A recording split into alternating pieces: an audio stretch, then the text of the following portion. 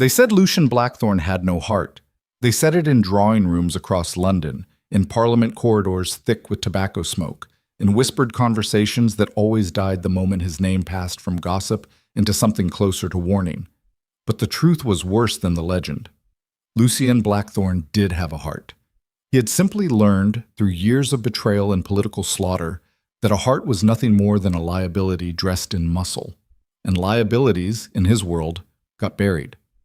So he buried his first. What happened next inside the frozen walls of Ravenmere Castle would prove whether he buried it deep enough.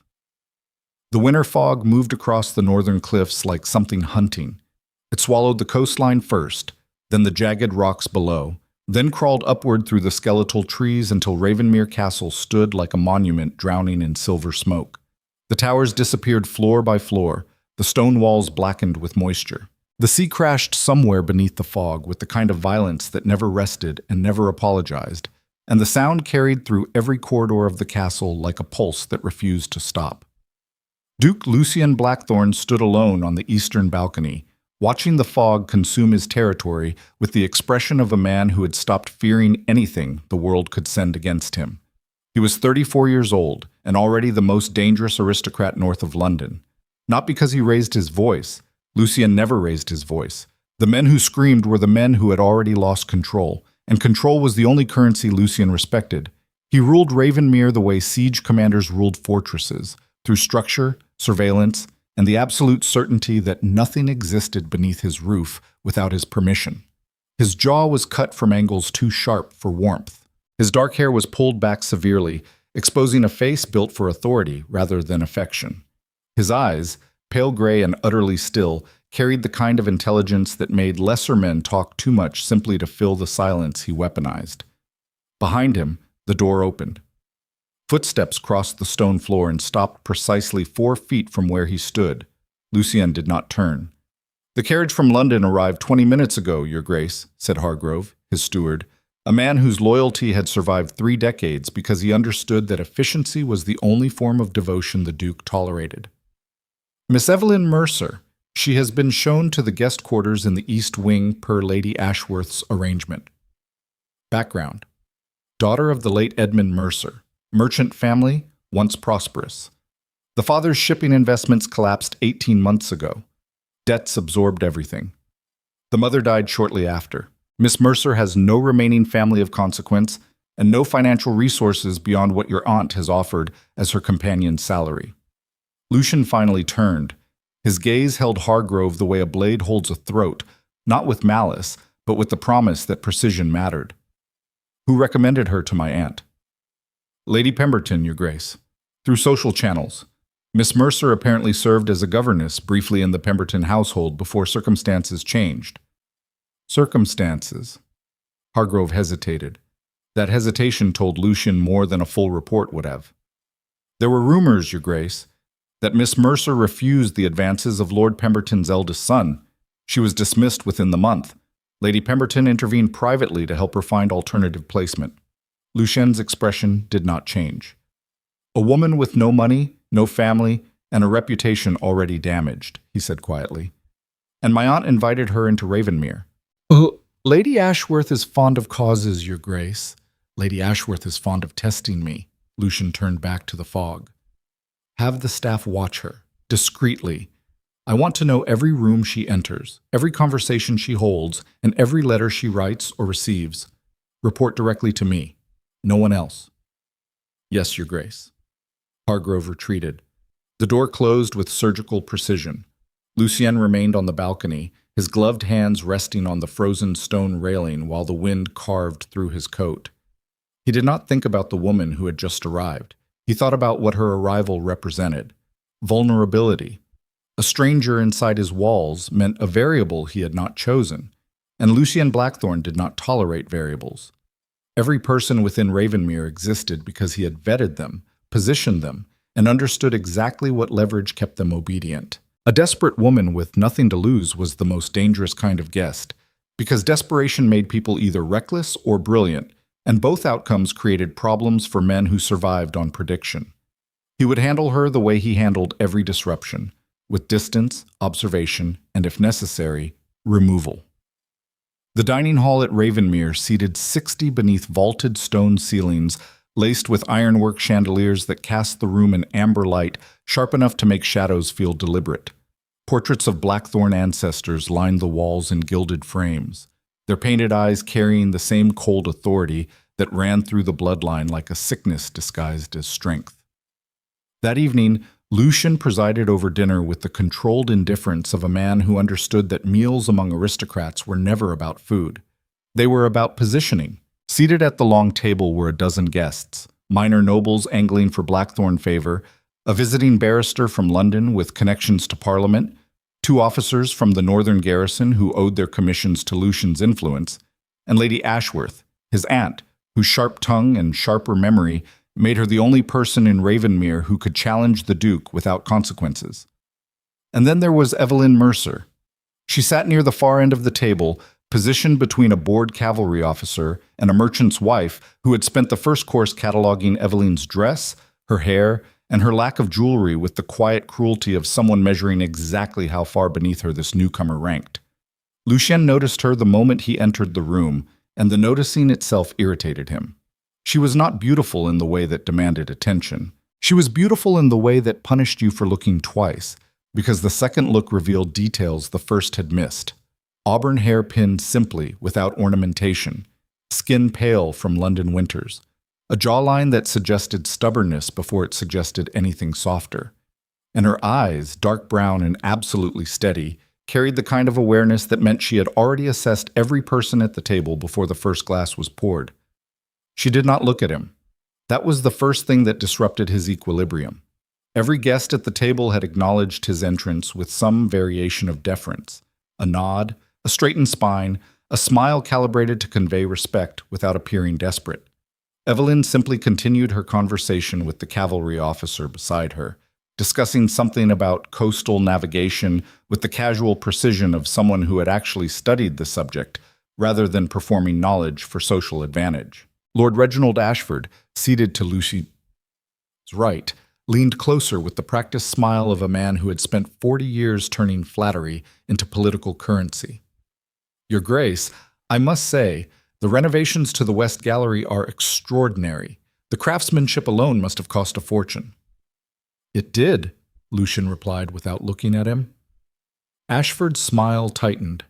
And the new companion to Lady Ashworth, quite the addition to the household, although one does wonder about the wisdom of bringing someone of such uncertain background into Ravenmere. Now Lucien looked at him. The gaze lasted 3 seconds. That was all it took. Are you advising me on the management of my household, Ashford? The color drained from Ashford's face with impressive speed. Certainly not, Your Grace. Merely an observation. Keep your observations to matters where your expertise is relevant. I believe that leaves horse breeding and outstanding debts.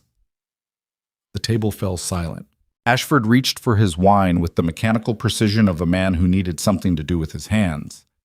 Lady Ashworth, seated across the table, watched the exchange with the faintest curve of amusement at her lips. She was 72, sharp as a surgical instrument, and the only living relative Lucian tolerated because she had never once attempted to manipulate him through affection. She manipulated him through truth instead, which he respected even when he despised the results. Lucien, she said, her voice cutting through the recovering murmur of conversation. I trust you have welcomed Miss Mercer to Ravenmere. Every eye at the table shifted. Evelyn looked up from her plate for the first time. Her gaze met Lucien's across the length of the table. There was no fear in it, no attempt at charm, only the flat, measuring stare of a woman calculating exactly how much danger she was in and deciding she could survive it. Miss Mercer and I have not yet spoken, Lucian said, though I am told she arrived safely. I trust the accommodations are satisfactory. He directed the last sentence to Evelyn. It was not a question, it was a test. The accommodations are more than satisfactory, Your Grace, Evelyn replied. Her voice was steady and carried the slight rasp of someone who had learned to control emotion by compressing it rather than releasing it. The East Wing has a remarkable library. I noticed several volumes on naval strategy that seem too recent for a private collection this far from London. The table went quiet again, but differently this time. Ashford stared at her as though she had committed a social crime. The merchant's wife beside her set down her fork with exaggerated delicacy. Evelyn had just demonstrated in a single sentence that she was observant, educated, and completely uninterested in performing the gratitude expected of someone in her position. Lucienne held her gaze. "Those volumes belong to me," he said. "They're excellent choices," Evelyn answered, although the Harding treatise on blockade tactics has been challenged significantly in the last 3 years. The Portuguese campaigns proved several of his central assumptions wrong. Dead silence. Lady Ashworth's amusement deepened into something approaching delight. Lucienne felt the disruption again, sharper this time, like a crack forming in stone that had never shown weakness. This woman was not performing intelligence. She possessed it genuinely, and she was deploying it without the slightest concern for the social consequences of outshining every man at the table. "You have read Harding," he said. "I have read most things available to me, Your Grace. When one cannot afford entertainment, education becomes the only luxury that does not require an invitation." The sentence landed with the precision of a thrown blade. Several guests shifted in their seats. Lucienne recognized the implicit challenge beneath the surface courtesy. She was telling him, and everyone listening, that poverty had not diminished her, and she refused to pretend otherwise. He should have dismissed it. A disciplined man would have redirected the conversation, re-established the hierarchy, and filed her intelligence away as something to manage later. Instead, Lucienne said, "We will discuss Harding's failures another time, Miss Mercer. I suspect your critique has more depth than anyone else in this room could provide." The compliment was surgical. It elevated her above every guest at the table while simultaneously placing the conversation under his authority. It was also, beneath the strategy, the first honest thing Lucienne had said all evening, and he hated himself for it. The weeks that followed turned Ravenmere into a territory of invisible warfare. Evelyn moved through the castle with the quiet discipline of someone who understood that survival in hostile environments required awareness more than strength. She accompanied Lady Ashworth to social engagements within the household, managed correspondence with elegant efficiency, and maintained a composure so flawless that it made the aristocrats circling her even more suspicious. Rumors spread through Ravenmere like contagion. Lady Margaret Holt, wife of a baronet who had been angling for Lucien's attention for years, began whispering at tea gatherings that Evelyn had been dismissed from the Pemberton household for seducing the eldest son. Lord Ashford, still stinging from the dinner humiliation, suggested quietly that her arrival was suspiciously timed, perhaps coordinated by rivals seeking access to Blackthorne intelligence. The cavalry officer who had enjoyed her conversation about navigation began avoiding her entirely after receiving a warning from someone higher up the social ladder. Evelyn noticed all of it. She said nothing. She adapted. She ate alone when the social pressure intensified. She walked the grounds during hours when the corridors felt dangerous. She continued her work for Lady Ashworth with the mechanical precision of someone who had learned that competence was the only shield that poverty could not strip away. And Lucienne watched, not casually, not with the distant awareness of a man managing his household. He watched with the obsessive precision of someone trying to solve a problem that refused to conform to his existing framework. Hargrove's reports arrived nightly, detailed, factual, and increasingly useless in explaining what made Evelyn Mercer different from every other person who had entered Ravenmere under his authority. She visited the kitchens at night, not to steal food, but to prepare packages for dismissed servants who had been turned out during the winter storms without sufficient provisions. She entered the library at hours when she believed no one was watching and read military histories, political theory, and economic analyses with the focus of someone building an education that circumstances had stolen from her. She refused 3 separate gifts delivered anonymously to her room, gifts that Lucienne's intelligence network traced to Lord Ashford, Lord Fielding, and a visiting magistrate, all men hoping proximity to her might create leverage with the Duke. Every act contradicted the narrative the aristocrats were building around her. The contradiction became a fracture in Lucien's discipline. He found himself altering his own routines to observe her more directly. Walking corridors he had no reason to walk. Visiting the library at hours he never used. Standing on balconies that overlooked the gardens where she walked alone in the pale winter light, her breath visible in the cold air, her posture carrying the specific kind of loneliness that belonged to people who had stopped expecting rescue. It was during one of these observations that Evelyn caught him. She was walking the frost-covered garden path near the eastern wall when she stopped, turned, and looked directly up at the balcony where he stood. The distance between them was 30 feet, but her gaze crossed it without effort. She did not look away. Neither did he. The moment lasted 7 seconds, long enough for Lucien to understand that she knew he had been watching, long enough for her to communicate, without a single word, that she was not afraid of his attention or his authority. Then she turned and continued walking, leaving Lucien standing above her with the unfamiliar sensation of having been assessed and found insufficient. That night, Lucien summoned Hargrove to his study.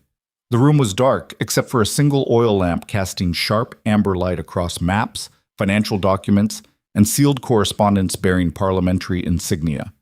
Lucien stood behind his desk, his coat removed, his shirt sleeves pressed with the mechanical neatness of a man who applied discipline to everything, including fabric. "The correspondence from Parliament," Lucien said. "The Vale proposal." Hargrove produced a sealed envelope and set it on the desk. "Lord Adrian Vale has written again, Your Grace. He is pressing for a formal meeting to discuss the alliance." "The marriage." "Yes, Your Grace, to Lady Seraphine Vale." Lucien opened the letter and read it with the speed of a man who had processed political manipulation since adolescence. The language was elegant, measured, and completely transparent in its intention. Adrian Vale wanted Blackthorne military influence merged with Vale financial power. The marriage was the mechanism. Seraphine was the currency. Vale controls nearly 40% of Parliament's commercial legislation, Lucien said, setting the letter down. The alliance would make Blackthorne untouchable politically. "It would, Your Grace." "And Lady Seraphine?" 23, educated in Paris. Considered one of the most accomplished women in the kingdom. She has been presented at court twice and is known for her diplomatic skill. Her diplomatic skill. Lucien's voice carried the faintest edge of contempt. Meaning she has been trained to agree with powerful men while making them believe the agreement was their idea. That is one interpretation, Your Grace. Lucien turned to the window. The fog had thickened outside, pressing against the glass like something trying to get in. "Schedule the meeting," he said. 2 weeks. Here at Ravenmere. Full diplomatic protocol. Shall I inform the household? Inform Lady Ashworth. She will manage the preparations. And Hargrove, Lucien paused. Ensure Miss Mercer is aware of the visit. I want to see how she responds. Hargrove's expression betrayed nothing, but the slight pause before he answered suggested even his legendary composure had limits. May I ask why, Your Grace? Because people reveal themselves when they believe they are about to be replaced. The collision happened 3 days later. Eveline had entered the West Wing despite explicit instructions restricting her access. The West Wing housed Lucien's private offices, the war room where military and political strategy was developed, and the quarters of senior advisors whose loyalty was maintained through a careful balance of reward and fear. She entered because she heard screaming. Lord Fielding, a minor aristocrat visiting for the season and drunk before noon, had cornered a young kitchen maid in the corridor outside the war room. The girl was pressed against the stone wall, Fielding's hand around her arm, his breath thick with brandy and entitlement. Eveline did not hesitate. "Remove your hand," she said from the doorway, her voice carrying the particular coldness of someone who had already calculated the consequences and decided they were acceptable. Fielding turned, his face flushed with alcohol and the particular outrage of a man unaccustomed to being challenged by women. "This does not concern you, Miss Mercer. Return to your quarters before you embarrass yourself further." "I said remove your hand. The instruction was not complex." Fielding released the maid, who fled immediately, and turned his full attention to Eveline with the slow, deliberate movement of a man who believed physical intimidation was his natural right. "You forget your place," he said, stepping closer. "You are a guest in this house by charity. You have no authority here. No name. No protection." "I have no patience," Eveline replied, "which I assure you is more dangerous than any of those things." The exchange might have escalated further if Lucien had not appeared at the end of the corridor. He had heard the commotion from his study. He moved in silence, a habit born from years of navigating environments where sound was a tactical disadvantage. By the time Fielding and Eveline realized he was present, He had already assessed the situation with the lethal efficiency that made him feared across the entire Northern Territory. Lord Fielding, Lucian's voice was quiet, quieter than conversation, quieter than courtesy. It was the voice he used when violence was no longer hypothetical. Fielding straightened immediately, the alcohol-fueled bravado evaporating under the weight of something far more primal than social embarrassment. "Your Grace, this woman entered the West Wing without authorization. I was merely—" "You were assaulting a member of my household staff," Lucian said, "in my corridor, beneath my roof." "A misunderstanding, Your Grace. The girl was under my protection, as is every person inside these walls, including Miss Mercer, including you." Lucian stepped forward, one step. The distance closed between them like a door shutting. "Although your inclusion in that protection is currently under review," Fielding's face went white. "You will leave Ravenmere before sunset," Lucian continued, each word placed with the precision of a man who understood that sentences delivered correctly could function as executions. "Your belongings will be sent to your London residence. Any discussion of what occurred here today will reach me within hours. And I promise you, Lord Fielding, the conversation that follows will be significantly less civil than this one." Fielding opened his mouth, closed it, then retreated down the corridor with the unsteady gait of a man who had just discovered that the ground beneath his privilege was thinner than he imagined. Lucien waited until the footsteps disappeared. Then he turned to Evelyn. She stood her ground. Of course she stood her ground. "You were ordered to stay out of the West Wing," Lucian said. "A girl was being attacked in the West Wing. And you believed it was your responsibility to intervene. I believed no one else was going to." The words hung between them like a blade balanced on its edge. Lucian studied her face. There was no apology in it, no fear. Only the fierce, compressed intensity of a woman who had drawn a line and refused to retreat behind it, regardless of who stood on the other side. "You risked everything," he said. "Your position, your safety, Lady Ashworth's protection, for a servant you do not know." "She did not need to be someone I knew," Evelyn said. "She needed to be someone worth defending." The silence that followed was not empty. It was full of something Lucian had not encountered in years, something that disrupted the architecture of detachment he had spent a lifetime building. He stepped closer, close enough that she had to lift her chin to maintain eye contact, close enough that the lamplight caught the amber edge of her dark eyes and revealed something burning beneath the composure she wore like armor. "You rule this house through fear," she said quietly. "Fear keeps men loyal," he replied. "No." Her voice dropped to something barely above a whisper, but the weight behind it was immense. "Fear only keeps them silent. And silence is not loyalty, Your Grace. Silence is just obedience waiting for the right moment to become betrayal." The words entered him like a knife slipped between ribs, precise enough to find the one place his armor did not cover. Because she was right. Every alliance he had built, every council member he controlled, every noble who bowed and smiled and praised the Duke of Blackthorne, they obeyed because the cost of defiance was catastrophic. But obedience was not loyalty. Obedience was a transaction, and transactions ended the moment someone offered a better price. Lucian said nothing for a long time. Then he turned and walked away, leaving Evelyn standing alone in the corridor with the echo of her own truth ringing against the stone walls of a castle that had never heard anyone speak to its master like that and survive. That night, Lucien did not sleep. He stood in his study, staring at the Vale correspondence on his desk, and for the first time in years allowed himself to feel the weight of what his life had become.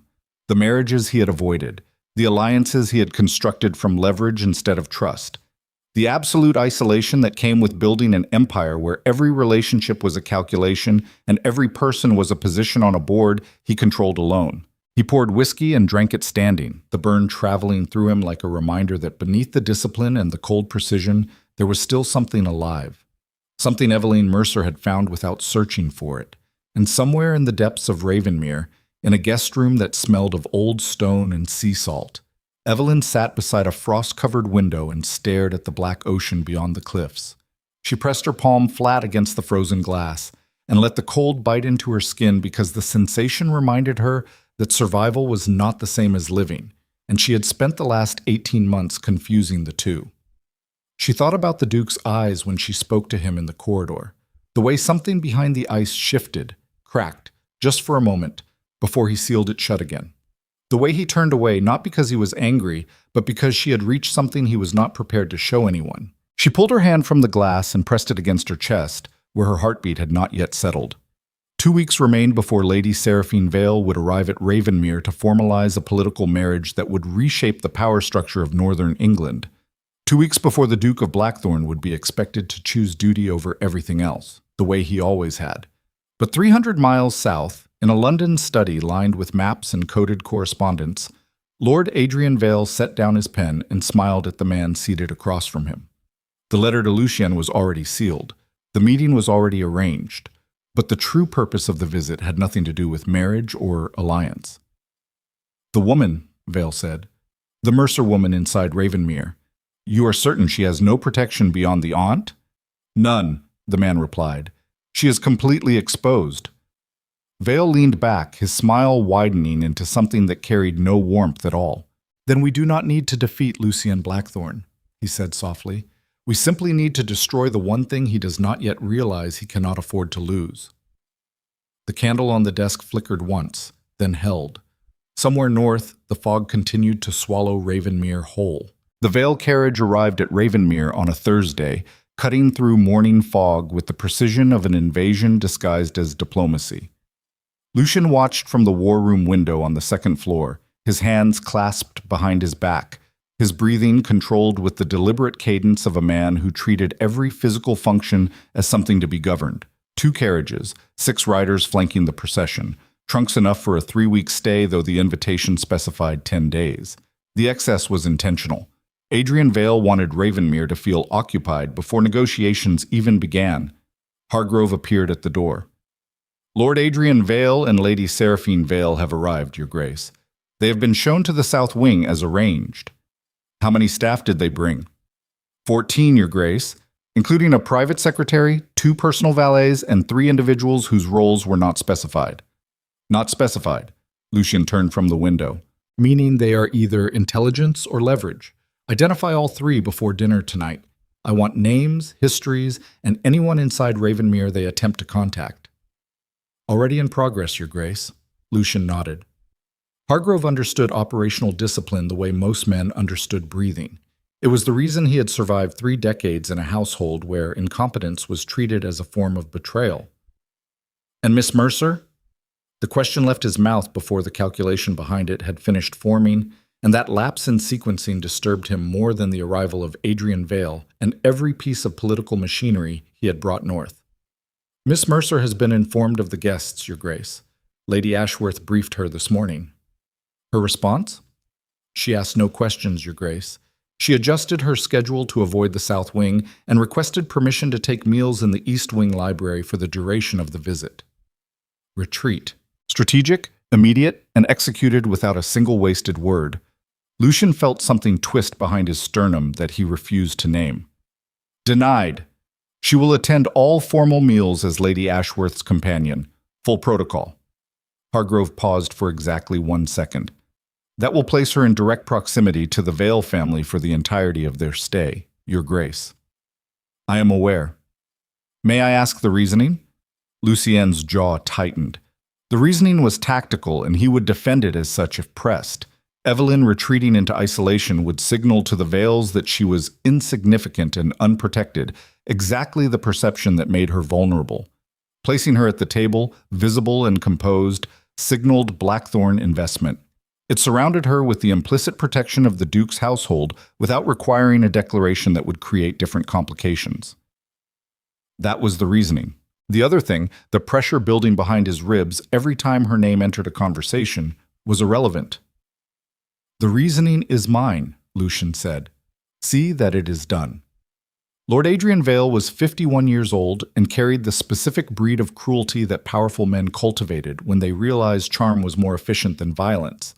His hair was silver at the temples, deliberately groomed to project wisdom rather than age.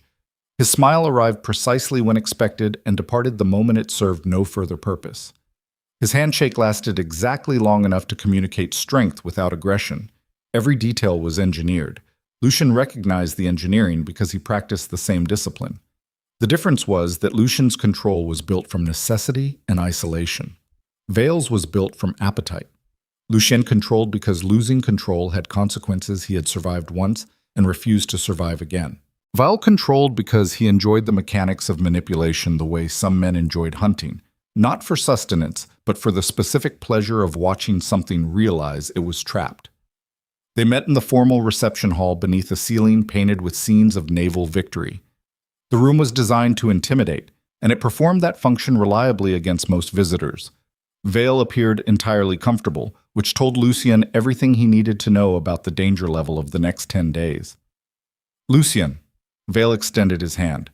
First name, address. A deliberate intimacy designed to establish equality before negotiations even began. Lord Vale. Lucien accepted the handshake with the formal title, re-establishing distance in 2 syllables. Vale's smile did not waver. You look well. Ravenmere agrees with you, though I confess the northern winters are more aggressive than I remembered.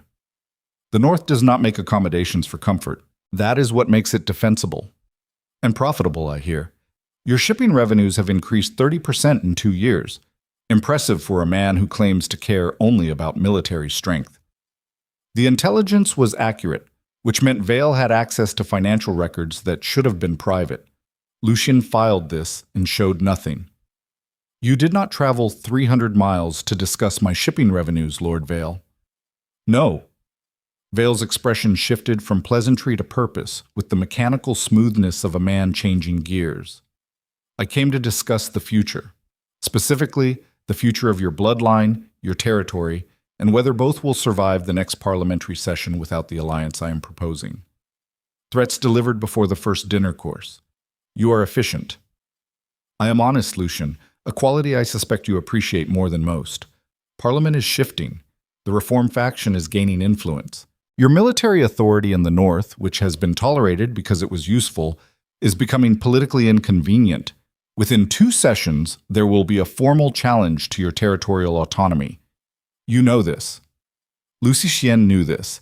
He had known it for 6 months since his intelligence network intercepted coded correspondence between 3 parliamentary committees discussing exactly the scenario Vale described. The timing of Vale's arrival was not coincidence. It was leverage. And your proposal, Lucien said. Seraphine. Vale gestured toward the corridor where his daughter waited. My daughter marries into Blackthorne. Your military authority gains parliamentary protection through my political influence. My financial operations gain territorial security through your northern control. Both houses become untouchable. Both houses become one house, yours. Vale's smile returned, thinner this time. Partnerships require trust, Lucien. Partnerships require leverage. Trust is what men discuss when they want you to stop counting their weapons. The silence that followed was the kind that existed between men who understood each other completely and liked each other not at all. Meet Seraphine, Vale said finally. Judge for yourself. I am not asking you to surrender, Lucien. And I am asking you to evolve.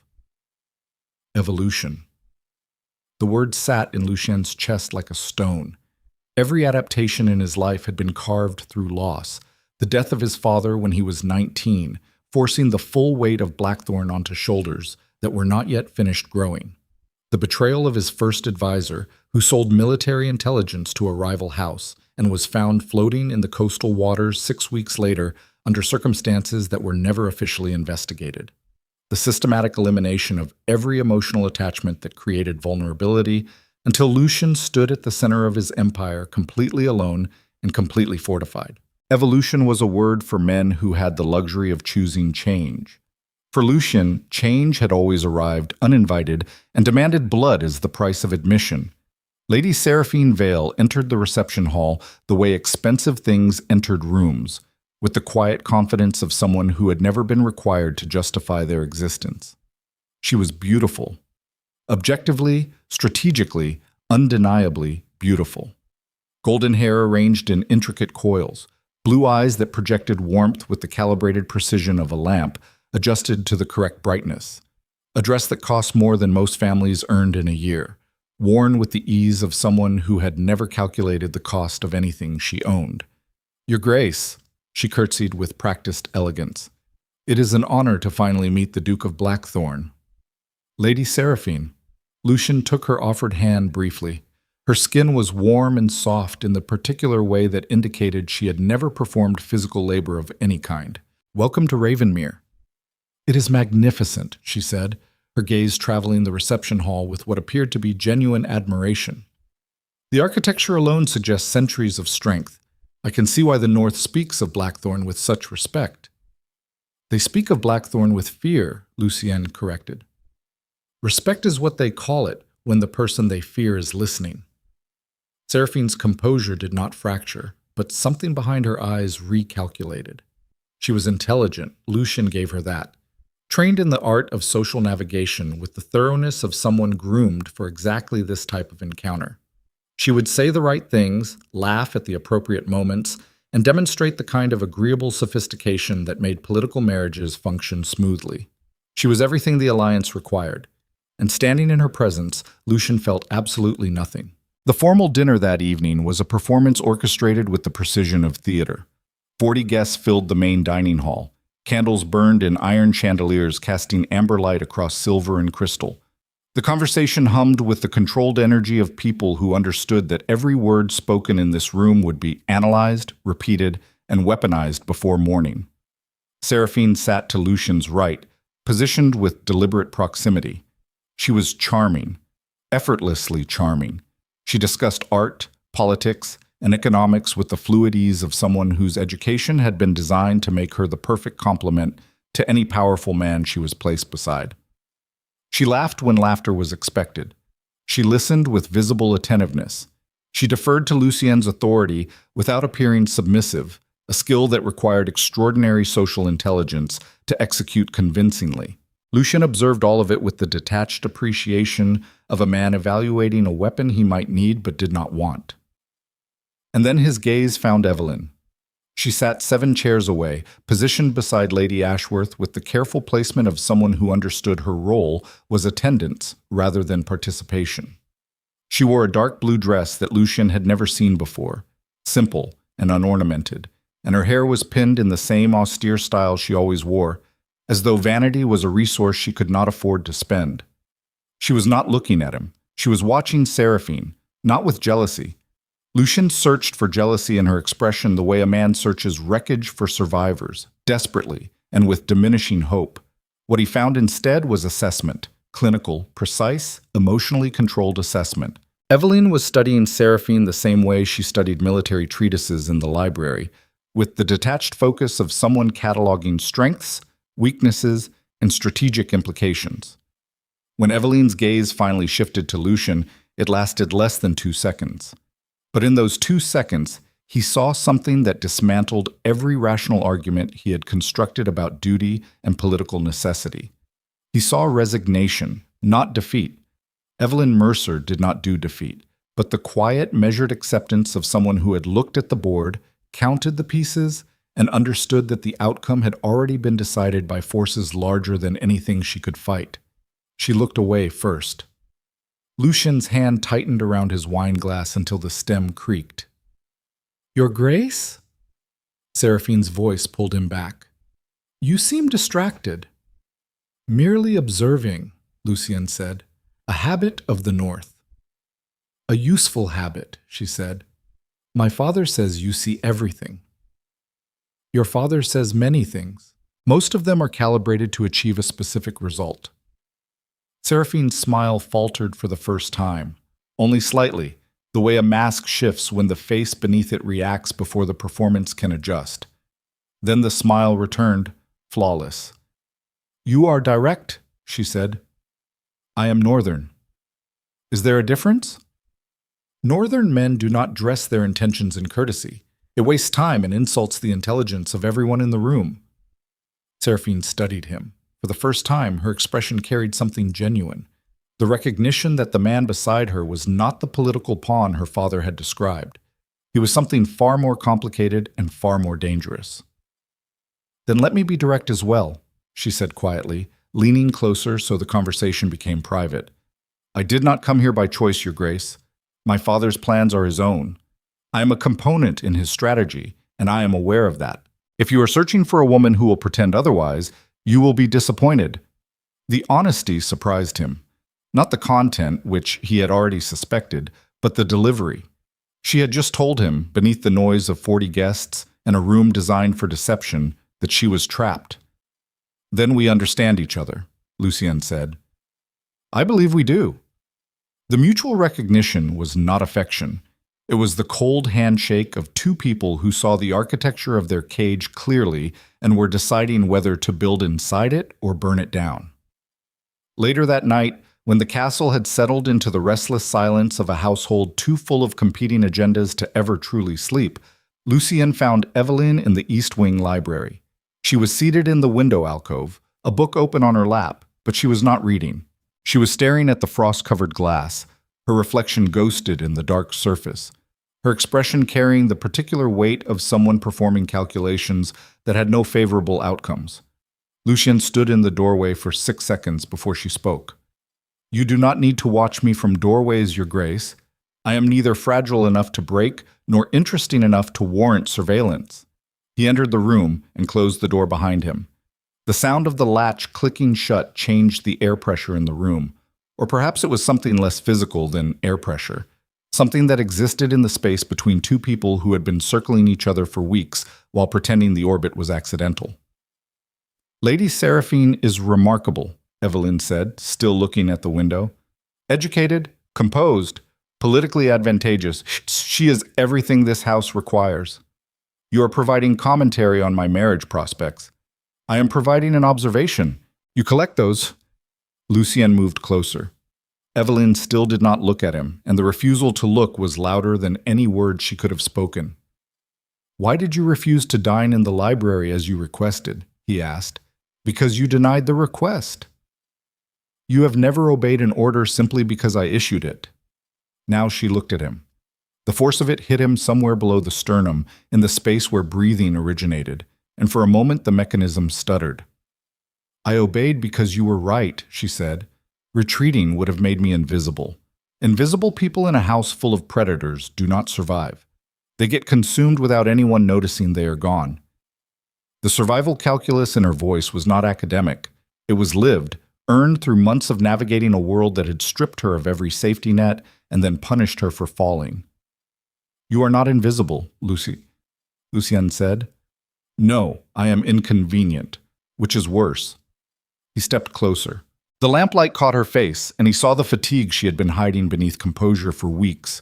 The shadows under her eyes, the tension in her jaw, the way her fingers pressed into the spine of the book on her lap, as though anchoring herself to something solid.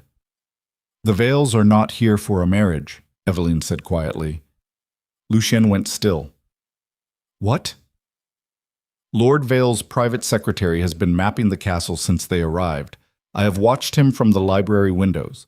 He walks the grounds in patterns that are not recreational. He is documenting defensive positions, staff rotations, and entry points to the West Wing. He met with one of the 3 unidentified members of Vale's entourage behind the stables at 11 this morning. The conversation lasted 9 minutes. The room contracted around Lucien like a fist closing. "You surveilled Vale's staff." "I observed them. There is a difference." "The difference being?" "Surveillance requires authority. Observation only requires attention. And attention is the only resource I have in unlimited supply." Lucien's blood was moving faster now, not with anger, but with the acute electric clarity that preceded crisis. Every instinct he possessed, the ones that had kept him alive through political warfare, assassination attempts, and the kind of betrayal that killed men who were slower to recognize it, activated simultaneously. "What else did you observe?" Evelyn closed the book on her lap and met his gaze with the unblinking steadiness of someone delivering intelligence in a war zone. "The 3 unidentified members of Vale's party arrived with diplomatic luggage but have not attended any social functions. They are housed in the east corridor of the South Wing, which has external access to the servant passages running beneath the castle. This morning, one of them was carrying documents sealed with parliamentary insignia. Not Vale's personal seal, parliamentary." You are certain? I have spent 18 months surviving by noticing details that other people consider beneath their attention. I am certain. The implications detonated through Lucien's tactical framework like charges placed at structural foundations. If Vale had brought parliamentary operatives into Ravenmere under diplomatic cover, the visit was not a negotiation. It was a staging operation. The marriage proposal was the surface. Beneath it, something else was being constructed, something that required physical access to Blackthorne's fortress. "Why are you telling me this?" Lucien asked, and the question carried more weight than its 7 words suggested. Evelyn held his gaze. "Because whatever Lord Vale is planning will not stop at you. When powerful men move against each other, they destroy everything standing between them first. And right now, Your Grace, I am standing in the middle of your battlefield with no armor and no allies. You have me." The words left him before the discipline could catch them. They hung in the air between them, irretrievable, and Lucien felt the structure he had spent a lifetime building crack along a fault line he had not known existed. Evelyn's breath caught, not visibly, not in a way that anyone less attuned to her physical presence would have noticed. But Lucien noticed everything about her now, every micro-expression, every shift in her breathing, every degree of tension in her shoulders, because she had become the variable he could not control, and therefore the variable he could not stop monitoring. "You do not mean that," she whispered. "I never say anything I do not mean. You know this. I know that you are standing in a library at midnight telling a penniless woman with no name and no family that she has the protection of the most powerful duke in England 3 days after his future bride arrived to formalize a marriage that will determine the political future of his territory. I know what that means, Your Grace, and I know what it costs. Do not calculate the cost for me. Someone has to, because you are not calculating it yourself." She was right. The recognition moved through him with the sick, lurching vertigo of a man who realizes mid-step that the ground beneath him has already given way. He had spent 34 years building an empire on calculation. Every alliance measured, every risk quantified, every emotional attachment severed before it could become a vulnerability. And now he stood in a frozen library in the middle of the night with a woman who had nothing and was somehow dismantling everything he had built simply by being precisely what he never anticipated needing. "The Vale situation," he said, pulling the conversation back to territory where his competence still functioned. "I will verify your observations independently. If you're correct, the next 7 days will require adjustments that extend beyond normal diplomatic protocol. And if I am correct, then I will need you to continue observing, quietly, without drawing attention to the fact that you are the most effective intelligence operative currently inside these walls." The faintest shadow of a smile crossed Evelyn's face. It lasted less than a second, but it reached her eyes, and the effect on Lucien was catastrophic. "I will add it to my duties," she said. "Companion to Lady Ashworth, reader of naval strategy, unpaid intelligence operative for the Duke of Blackthorne." "The pay will be discussed," Lucien said. "I do not want your money, Your Grace." "I know." The conversation was over, but neither of them moved. The library existed in a state of suspended time, the kind that occurs when 2 people reach the edge of something irrevocable and stand there breathing, aware that the next step will change the trajectory of everything that follows. Lucien turned and walked to the door. He stopped with his hand on the latch. "Evelyn." It was the first time he had used her name. The sound of it in his voice, low and rough, and carrying the weight of something he had not yet fully admitted to himself, changed the temperature of the room. "Lock your door tonight," he said, "and every night until the Vales leave." Then he was gone. Evelyn sat motionless in the window alcove for a long time after his footsteps faded. Her hands trembled, not from cold, from the specific kind of fear that arrives when you realize the most dangerous thing in your life is no longer the enemy at the gate, but the feeling growing inside your own chest that you cannot afford and cannot stop. She locked the door. Then she pulled a chair to the window and watched the south wing until dawn, counting the lights that went on and off in patterns that told her the Vales were not sleeping either. 48 hours later, Lucien's independent verification confirmed everything Evelyn had reported. The 3 unidentified members of Vale's party were not diplomats. They were parliamentary investigators carrying sealed warrants. The documents they transported authorized the seizure of Blackthorne military assets pending an inquiry into territorial overreach, an inquiry that Vale himself had quietly orchestrated through proxy allies in the Reform faction. The marriage was not an alliance. It was a cage. Seraphine was the lock. The warrants were the key. If Lucien agreed to the marriage, Vale would gain legal access to Blackthorne operations through his daughter. If Lucien refused, Vale would activate the parliamentary investigation and destroy his authority through legislative assault. Either path led to the same destination: Blackthorne dismantled and Vale ascendant. Lucien stood in his study. The intelligence reports spread across his desk like a map of his own destruction, and felt the walls of Ravenmere closing around him for the first time in his life. Hargrove waited in silence. "How long before the warrants become active?" Lucien asked. "The parliamentary session convenes in 9 days, Your Grace. If Vale presents the warrants with supporting testimony, the investigation launches immediately. Your military authority would be suspended pending review." "And the marriage deadline?" "Lord Vale expects a formal answer within 5 days. 5 days. 5 days to choose between a prison disguised as a marriage and a war he was not positioned to fight." Lucien picked up the intelligence report detailing Vale's network and read the final page. The section that stopped his breathing entirely. The contingency plan. If Lucien rejected both options, if he found a way to fight the warrants and refuse the marriage simultaneously, Vale had prepared a third path. A fallback designed to destroy not Lucien's political power, but his personal stability. The target was not military assets or territorial authority. The target was Eveline Mercer. Forged letters had already been prepared connecting her to a fictitious espionage network. Witnesses had been bribed, evidence fabricated. If activated, the operation would result in her arrest, public trial, and execution for treason against the crown, all within weeks. Vale had built a weapon aimed at the one person Lucien could not afford to lose, and he had done it before the carriages even left London. Lucien set the report down. His hands were steady, his breathing was controlled. But behind his eyes, something fundamental shifted. The way tectonic plates shift before earthquakes, silent and invisible until the destruction begins. He had spent his entire life building power through discipline, distance, and the ruthless elimination of vulnerability. Eveline Mercer was his vulnerability. And Adrian Vale knew it. Lucien turned to Hargrove. "Wake the senior guard," he said.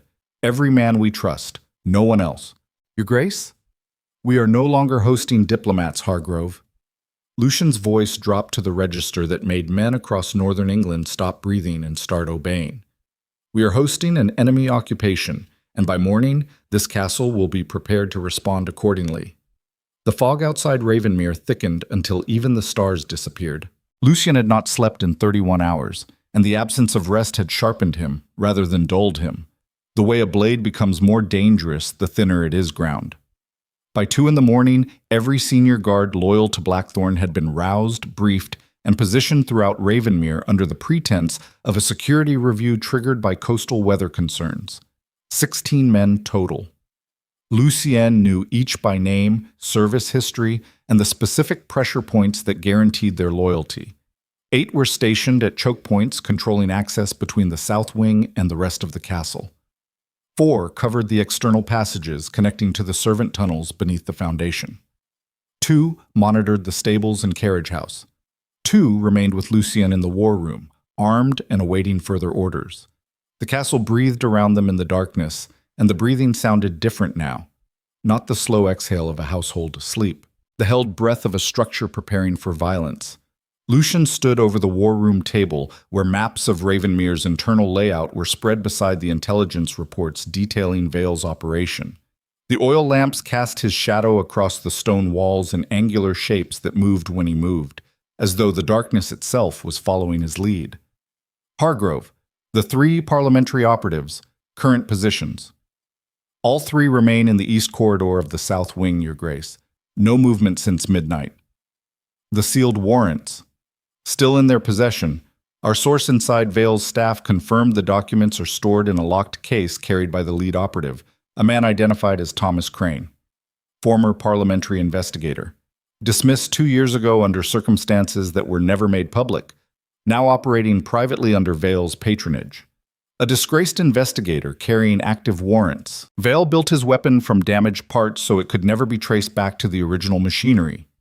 Lucien placed both hands flat on the table and leaned forward, his weight pressing into the wood as though testing whether the structure beneath him could hold. His mind was operating in the mode he reserved for existential threats. Every variable mapped, every contingency calculated, every emotional impulse identified, isolated, and suppressed before it could contaminate the decision architecture. Except one. Evelyn. Her name moved through his tactical framework like a current through water, invisible but altering the behavior of everything it touched. The intelligence she had provided was the reason he was standing here with advance warning instead of walking blind into Vale's trap. Without her observation of the secretary's movements, without her attention to the sealed documents and the patterns in the south wing, Lucien would have discovered the threat only when the warrants were presented publicly, too late to counter, too late to protect anything. She had given him time, and time, in political warfare, was the difference between survival and annihilation. But the contingency plan targeting her was the element that fractured his capacity for detachment. Forged letters, fabricated evidence, bribed witnesses ready to testify that Evelyn Mercer was a spy operating against the crown. The operation was elegant in its cruelty. Vale did not need the accusation to be true. He needed it to be loud enough to drown out the truth before anyone thought to look for it. And Lucien knew, with the bone-deep certainty of a man who had operated inside this system his entire life, that a woman with no family, no title, and no political protection would be consumed by that machinery before the first offense could be mounted. The courts did not acquit the powerless. They processed them. Your Grace, Captain Morrison, the senior guard commander, a man built like a siege wall with eyes that never stopped scanning for threats, stepped forward. If we move against the operatives tonight, we risk a diplomatic incident that Vale will exploit in Parliament. He will frame any action we take as evidence of the territorial overreach he is accusing you of. I am aware. If we allow the warrants to be presented, we lose initiative entirely. I am aware of that as well. Then what are your orders? Lucien straightened and looked at Morrison with the expression that had ended more political careers than any parliamentary vote. We do neither, he said. Vale designed this operation assuming I would react in one of two predictable ways: aggression or compliance. Both paths lead to outcomes he has already prepared for. We need a third path, one he has not anticipated. And that path is? Being constructed. Give me until dawn. Morrison nodded and withdrew. Hargrove remained, his stillness radiating the particular tension of a man who had served long enough to recognize the difference between a crisis and a catastrophe, and understood that tonight had crossed from one into the other. Your Grace, Hargrove said carefully, there is an additional matter I must bring to your attention. Something in his tone made Lucien's spine straighten half an inch. Speak. During the verification of Vale's network within Ravenmere, our source identified a secondary communication channel operating inside the castle. Coded messages passed through the servant corridors using a system that predates the Vale's arrival by at least 3 weeks. The temperature in the room dropped. 3 weeks, Lucien repeated. Yes, Your Grace. The channel was established before the invitation was sent, before Vale confirmed his visit. The implication hit Lucien's tactical framework like a structural failure.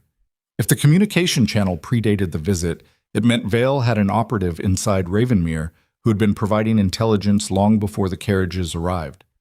Someone embedded in the household, someone who had been watching, reporting, and preparing the ground for Vale's operation from within Lucien's own walls. A traitor. Lucien's breathing did not change. His expression did not shift. But something behind his eyes went very still, the way predators go still in the instant before the kill, not calm but concentrated to a single lethal point. Who? He said. We have not yet identified the operative, Your Grace. The messages were passed through the lower kitchen staff, but the origination point within the household is unclear. The coding system is sophisticated, military grade, not something a servant would construct independently. Someone with military training, inside my household. That is the assessment, Your Grace. Lucien's mind cycled through every person inside Ravenmere with access to military-grade communication protocols. The list was short: his own senior staff, the garrison officers, and the council members who had served Blackthorne since his father's era, men who knew the castle's operational infrastructure because they had helped build it. "The council," Lucien said. "Who among them has had contact with Vale's network in the last 6 months?" Hargrove hesitated. That hesitation, the second one Lucian had witnessed from a man whose composure was otherwise mechanical, told him everything. "All of them, Your Grace, in varying degrees. Lord Vale's political network touches every significant power structure in England. Identifying which contact was operational and which was social requires analysis we have not yet completed." "Then complete it before dawn." "Your Grace, there is something else." Lucian waited. "The communication channel, the messages that were intercepted and partially decoded. One of them references Miss Mercer by name." The silence that followed was not the kind that fills a room. It was the kind that empties it. Every sound, the wind against the windows, the crackle of lamp oil, the distant crash of the sea, ceased to exist as Lucian's awareness collapsed to a single point. What does it say? The decoded portion reads, "The Mercer position confirmed. Proceed with documentation. Timeline accelerated." The message was sent 4 days ago, before our verification of the forged evidence was complete. 4 days ago, while Lucien was sitting across from Adrian Vale discussing political alliances and marriage proposals, while Seraphine was performing her role at the dinner table with calibrated precision, while Evelyn was cataloging the movements of Vale's staff from library windows. Someone inside his own castle had been feeding Vale the intelligence necessary to build the weapon aimed at the only person Lucien could not lose, and Lucien had not seen it. The failure was not tactical, it was foundational. He had built Ravenmere into a fortress of surveillance and control, and someone had operated inside it for weeks without detection because Lucien had been distracted. By Evelyn. By the disruption she created in his discipline. By the slow, catastrophic erosion of the detachment that had kept him alive for 15 years. He had allowed vulnerability into his architecture, and the architecture was failing. "Leave me," Lucien said. Hargrove withdrew without a word. Alone in the war room, Lucien pressed his palms flat against the table and leaned forward until his arms bore his full weight. His breathing was controlled. His heartbeat was steady. But inside the machinery of his mind, something was breaking apart with the slow, grinding precision of a structure collapsing under weight it was never designed to carry. He had been betrayed before, many times. Betrayal was the currency of power, and he had learned to spend it and absorb it with equal facility. But this betrayal was different because it had been designed specifically to exploit the one deviation from his operational discipline that he had permitted in years. Evelyn was not just a target. She was the proof that Lucian Blackthorne had a weakness, and the traitor inside his walls had identified that weakness and sold it to the one man with the resources and the cruelty to weaponize it completely. The question burning through him was not who had betrayed him. That would be determined through investigation and resolved through the specific brand of retribution that had made Blackthorne feared across England. The question was what he was willing to become to stop it. Dawn arrived gray and hostile, the fog pressing against Ravenmere like a siege that had been ongoing since before the castle was built. Lucian summoned his council to the war room at first light. 4 men entered.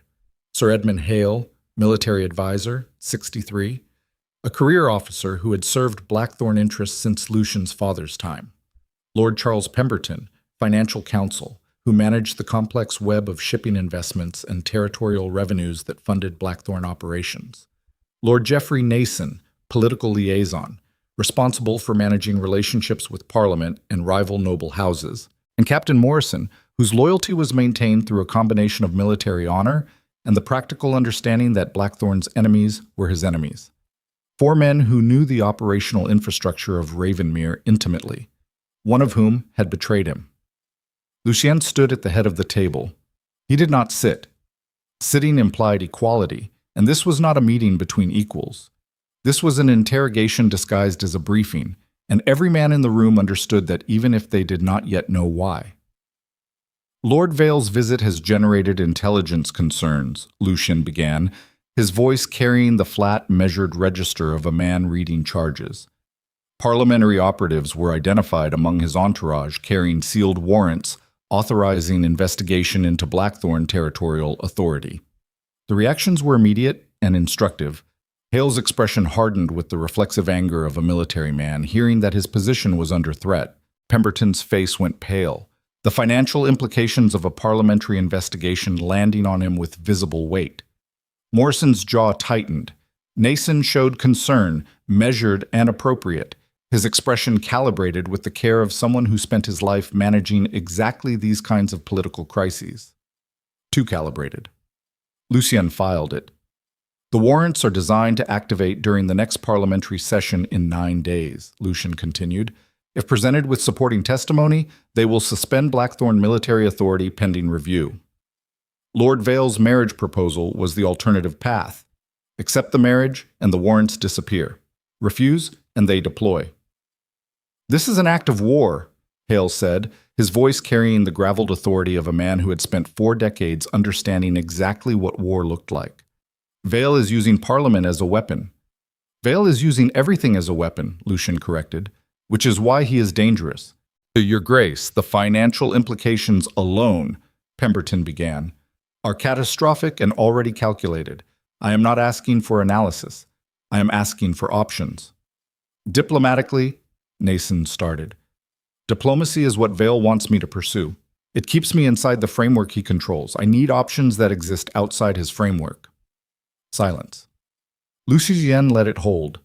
He watched each man's face with the attention of someone reading documents rather than expressions, micro-tensions, breath patterns. The specific way each man held his hands, folded, flat, clenched, told a story that words could lie about, but bodies could not.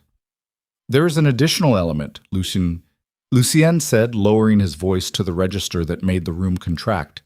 A communication channel was discovered inside Ravenmere. Coded messages, military grade, operating for at least 3 weeks before the Vales arrived. Someone inside this castle has been providing Lord Vale with intelligence about our operations, our defenses, and our vulnerabilities. Now the silence changed. It went from strategic to lethal. Hale looked at Lucien with the raw, unguarded shock of a man who had spent his career in a house he considered impenetrable and had just been told the walls had been compromised. Pemberton's hands began to shake. He clasped them together on the table to stop the trembling, but the movement itself was an admission. Morrison's expression hardened into the mask of a soldier processing a battlefield that had just shifted beneath his feet. And Nason's reaction was the one Lucien was watching for. Nason showed nothing. Not concern, not shock, not anger. The absolute absence of reaction from a man whose job was political response, whose entire career was built on producing the appropriate emotion at the appropriate time. The blankness was not calm. It was the specific emptiness of a face that had rehearsed this moment and decided that showing nothing was safer than showing the wrong thing. Lucien held Nason's gaze for 4 seconds. "Geoffrey," he said. Nason met his eyes. "Your Grace. When did you last communicate with Lord Vale's office directly?" 3 months ago, Your Grace. Routine correspondence regarding the seasonal parliamentary schedule. And the content of that correspondence? Scheduling, administrative, nothing of strategic value. Nothing of strategic value. Lucien repeated the phrase without inflection, letting it sit in the air the way a blade sits on a table, functional and waiting. Your Grace, if you are suggesting... I am not suggesting anything, Geoffrey. I am asking questions. The difference is important. Nason's composure held, but the effort required to maintain it became visible in the tension along his jaw and the slight increase in his breathing rate. Small tells. Irrelevant to anyone who had not spent 15 years studying the specific ways that liars' bodies betrayed them. Lucien shifted his attention away from Nason with deliberate casualness, the tactical equivalent of a predator looking away from prey to test whether it would bolt. Gentlemen, I am implementing a security protocol effective immediately.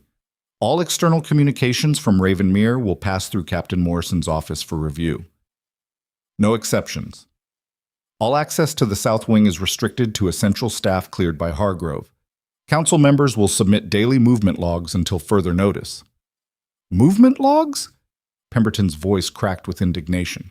Your Grace, we are your council. We have served this house for... The person who betrayed this house has also served it. That is what makes the betrayal operational, rather than merely personal. The logs are not punishment. They are protocol. Comply or resign. The ultimatum landed like a door slamming. Hale nodded. Morrison nodded. Pemberton swallowed and nodded. Nason nodded last. Dismissed, Lucian said. The council filed out. Lucian waited until the door closed, then turned to Morrison, who had remained behind. Nason, Morrison said. It was not a question. Watch him. Every movement, every communication, every conversation. I want to know what he eats, when he sleeps, and what he does in the hours he thinks no one is counting. Your Grace, Sir Edmund and Lord Pemberton are frightened. Frightened men are manageable. Nason is not frightened. He is performing. And a man performing composure under these circumstances is either innocent beyond reason or guilty beyond doubt. Morrison departed. Lucien remained in the war room alone, feeling the weight of the castle above him and the sea below him, and the trap closing from every direction simultaneously. The confrontation with Nason came faster than expected. By noon, Morrison's surveillance team had intercepted a coded message being passed through the servant corridor from Nason's quarters to the South Wing. The coding system matched the military-grade protocol identified in the earlier intercepted communications. The message, decoded within the hour, read, Position compromised. Accelerate Mercer documentation. Deploy evidence before Council reconvenes. Lucian read the decoded message standing in the corridor outside Nason's quarters. He read it twice. Then he folded it, placed it in his coat, and opened the door without knocking. Nason was seated at his writing desk, correspondence spread before him with the careful arrangement of a man maintaining the appearance of routine. He looked up as Lucien entered, and in the fraction of a second before his expression organized itself, Lucian saw the truth as clearly as if it had been written across his face in ink. Fear. Pure, structural, bone-level fear. Then the composure returned, but it returned too late, and they both knew it. Your Grace, I was not expecting but 17 years. Lucien closed the door behind him. His voice was quiet, conversational, the most dangerous register he possessed. You have served this council for 17 years, Geoffrey. My father appointed you. I retained you because your political instincts were the sharpest in the North. For 17 years, you had access to every strategic decision, every military deployment, every financial vulnerability inside Blackthorne. Your Grace, I do not understand the nature of do not insult me by pretending confusion. It is beneath both of us. Nason's hand stilled on the desk. The performance was over. The recognition moved through his face like a tide going out, revealing the wreckage beneath. How long? Lucien said. Nason exhaled. The sound carried the specific weariness of a man setting down a weight he had carried for too long. 8 months. 8 months. The number hit Lucien like a physical blow, though nothing in his exterior registered the impact. 8 months of council meetings where Nason sat across from him and delivered strategic advice while simultaneously feeding that same strategy to the man building a weapon to destroy him. Vale's offer, Lucien said. A seat in the Reform Parliament, guaranteed, along with financial assurances that would protect my family's position regardless of which direction the political winds moved. He approached me after the Reform faction's first serious challenge to Northern territorial rights. He said Blackthorne was unsustainable, that the old power structure was dying, and I could either die with it or position myself on the side that would survive. And you believed him. I believed the analysis, Your Grace, not the man. Vale is a predator. I have always known that, but predators are occasionally correct about which way the herd is moving. Lucien stepped closer. 1 step. The distance between them compressed into something intimate and lethal. The Mercer operation, Lucien said. The forged evidence. The fabricated espionage charges. You provided the internal intelligence that made that possible. Nason met his eyes. For the first time in the conversation, Something genuine moved through his expression, not remorse. Recognition. I provided information about your household, Your Grace, your routines, your security protocols, your personnel. Vale's team constructed the Mercer operation based on intelligence I supplied about Miss Mercer's position within Ravenmere and her proximity to you. Her proximity to me. Vale's exact words were that you had developed an attachment that could be weaponized. I confirmed what his observers had already suspected. Nothing more. Nothing more. Lucien repeated the phrase with the surgical precision of a man locating the exact point where a blade needed to enter. You confirmed to an enemy that I had a vulnerability, and you call that nothing more. I call it survival, Your Grace. The same survival instinct that built every alliance you have ever made. The same calculation that has governed every decision in this house since your father founded the council. I did not betray you out of hatred. I betrayed you because the mathematics of power changed and I adapted. The words should have made Lucien furious. They did not. They made him sick because the reasoning was sound. The cold transactional logic that Nason described was the same logic that Lucien had applied to every relationship, every alliance, every decision for 15 years. Control through calculation, loyalty through leverage, trust as a variable to be managed rather than a bond to be honored. Nason had learned that logic inside this house. He had learned it from Lucien, and now he had used it against him with the same precision it had been taught. Morrison, Lucien called. The door opened. Morrison and 2 guards entered. Lord Nason is confined to quarters under armed guard. No communications in or out. No visitors. Nason stood slowly. His composure remained, but the color had left his face entirely. What happens to me, Your Grace? That depends on the next 72 hours. If the information you have provided helps me dismantle Vale's operation, you will be exiled with your family's finances intact. If it does not, your fate will be determined by the same mathematics you just described. Nason looked at him for a long moment. Then he nodded and allowed the guards to escort him from the room. Lucity stood alone in Nason's quarters, surrounded by 17 years of correspondence, strategy documents, and the accumulated evidence of a betrayal that had been invisible because it was built from the same materials as loyalty. He pressed both hands against the desk and bowed his head. For the first time in his adult life, the architecture of control that had defined his existence felt not just insufficient, but wrong. Not wrong because it had failed to prevent betrayal. Wrong because it had created the conditions where betrayal was the logical response. A system built entirely on fear and calculation produced men who would calculate their way to betrayal the moment the mathematics favored it. Evelyn's words from the library corridor returned to him with the force of impact. Fear only keeps them silent. And silence is not loyalty. Silence is just obedience waiting for the right moment to become betrayal. She had told him.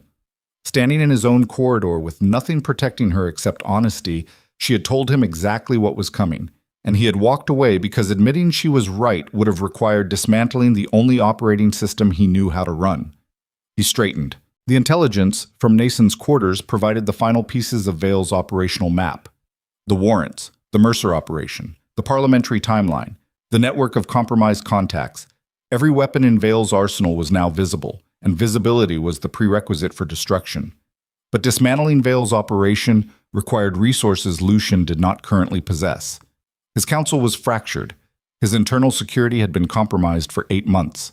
His military authority was days from parliamentary suspension, and the one alliance that could have provided protection, the marriage to Seraphine, was the cage Vale had designed specifically to contain him.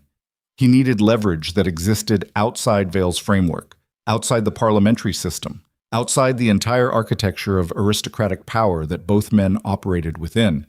He needed something that could not be calculated, predicted, or bought. He needed to become something he had never been. Lucien left Nason's quarters and walked the corridors of Ravenmere with the long, measured stride of a man crossing a battlefield where the terrain had changed beyond recognition. Servants pressed against walls as he passed. Guards snapped to attention. The entire castle felt his movement the way a body feels a change in temperature, instinctively and without the need for explanation. He found Evelyn in the East Wing library. She was standing, not sitting. Standing at the window with her arms crossed, her posture carrying the coiled readiness of someone who had heard enough through the walls and corridors to understand that the ground was shifting beneath everyone inside Ravenmere. She turned when he entered. His face told her everything. "Who?" she asked. "Nason, political counsel. 17 years on the council." Evelyn absorbed this without visible reaction. She had no history with Nason, no emotional investment to process. What she had was the clear-eyed understanding of a woman who had survived enough betrayal to recognize its mechanics without needing to mourn its occurrence. "How bad is the damage?" "Total." He gave Vale everything: security protocols, schedules, intelligence assessments, personnel vulnerabilities, including you. The last two words changed the air between them. Evelyn's crossed arms tightened against her body, the only physical concession to the fear she was otherwise controlling completely. "Then Vale knows everything about my position here?" she said. "He knows enough to destroy you. The forged evidence is already prepared. If I refuse the marriage and fight the warrants, he activates the Mercer operation. Your arrest would follow within days. And if you accept the marriage? Then Vale controls Blackthorne through Seraphine, and you become irrelevant, which means the evidence against you becomes unnecessary but remains available as perpetual leverage. So I am destroyed either way." "Under the current framework, yes." Evelyn looked at him. The steadiness in her gaze was not bravery. It was the particular form of clarity that arrives when every possible outcome has been calculated and none of them are survivable, and the only remaining question is how to face the end with something intact. "Then what are you doing here, Your Grace? You should be in the war room planning your response, not standing in a library with the woman who is about to cost you everything." "You are not costing me anything. Vale is costing me everything. You are the reason I can see it clearly enough to fight it. You cannot fight this by protecting me. Every resource you spend on my safety is a resource not spent on your survival. I'm aware of the arithmetic." "Then why are you here?" Lucian stepped forward, close enough that the lamplight caught both their faces and the shadows they cast merged into a single shape against the stone wall. "Because the arithmetic is wrong," he said. "I have spent my entire life running calculations. Leverage, risk, return, every relationship reduced to a transaction, every alliance measured by what it could produce.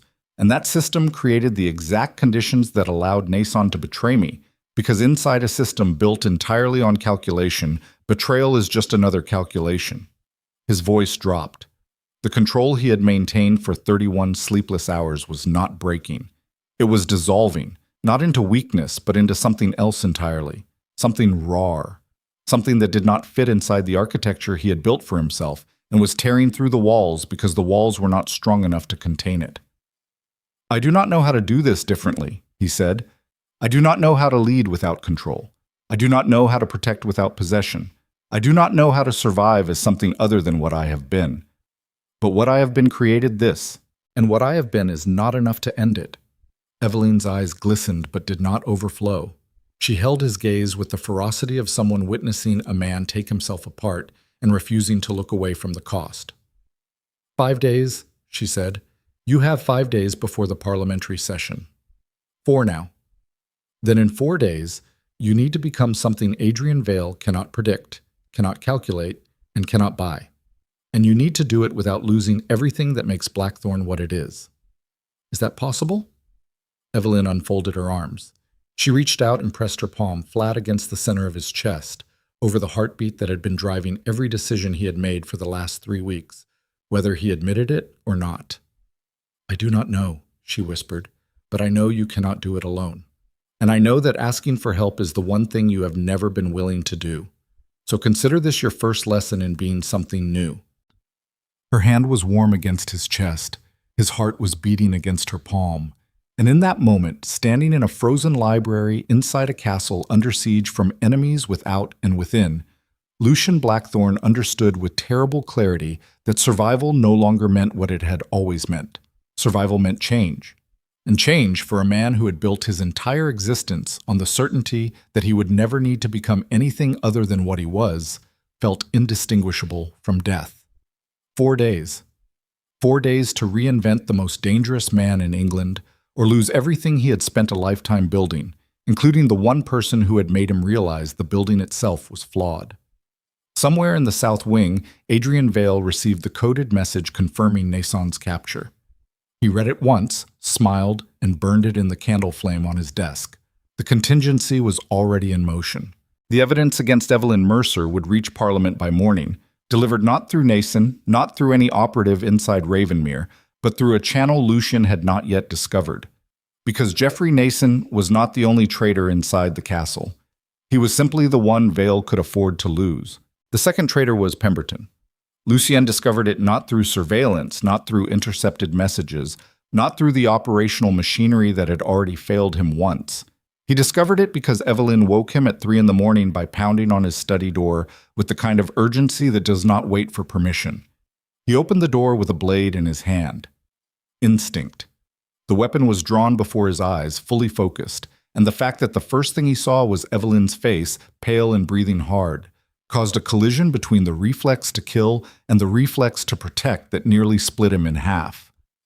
"Pemberton," she said. "He left the castle through the East Passage 40 minutes ago, on foot, in a storm. No one leaves a castle on foot in a coastal storm at 3 a.m. unless they are delivering something that cannot wait for daylight." Lucian's blood went cold in a way that had nothing to do with the temperature. "How do you know?" "I have been watching the East Passage from the library window every night since you told me to lock my door. Tonight the library faces the passage directly.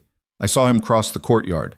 He was carrying a leather case, the same type of case the parliamentary operatives use for sealed documents. Lucian was already moving. He sheathed the blade, grabbed his coat, and was halfway down the corridor before Evelyn's voice stopped him. He is not going to the south wing. He went through the outer gate toward the coastal road. Wherever he is going, it is outside Ravenmere." The coastal road led to 2 destinations. The village 3 miles south, where a courier station operated around the clock for parliamentary dispatches, and the harbor, where ships could carry documents to London faster than any overland route. Pemberton was not communicating with Vale inside the castle. He was sending the forged evidence directly to Parliament, bypassing every internal channel Lucian had locked down after Nason's capture. Vale had planned for Nason's exposure. Nason was the decoy. Pemberton was the delivery mechanism. Lucien turned to Morrison, who had materialized from the guard station at the end of the corridor with the silent efficiency of a man who slept in his boots. "Morrison, 4 men, horses, East Gate, now." "Your Grace, the storm will slow Pemberton as much as it slows us. Move." Morrison moved. Lucien turned back to Evelyn. She stood in the corridor in a nightdress covered by a heavy wool shawl, her hair loose around her shoulders, her feet bare on the stone floor. She was shaking, not from cold, from the adrenaline of a woman who had just identified a threat that the entire Blackthorne security apparatus had missed and understood exactly what it meant. "Go to Lady Ashworth's quarters," Lucien said. "Lock the door. Do not open it for anyone except Morrison or Hargrove." Lucien. His name in her mouth stopped him mid-stride. She had never used it before. The sound restructured something in his chest that he did not have time to examine. "Come back," she said. 2 words.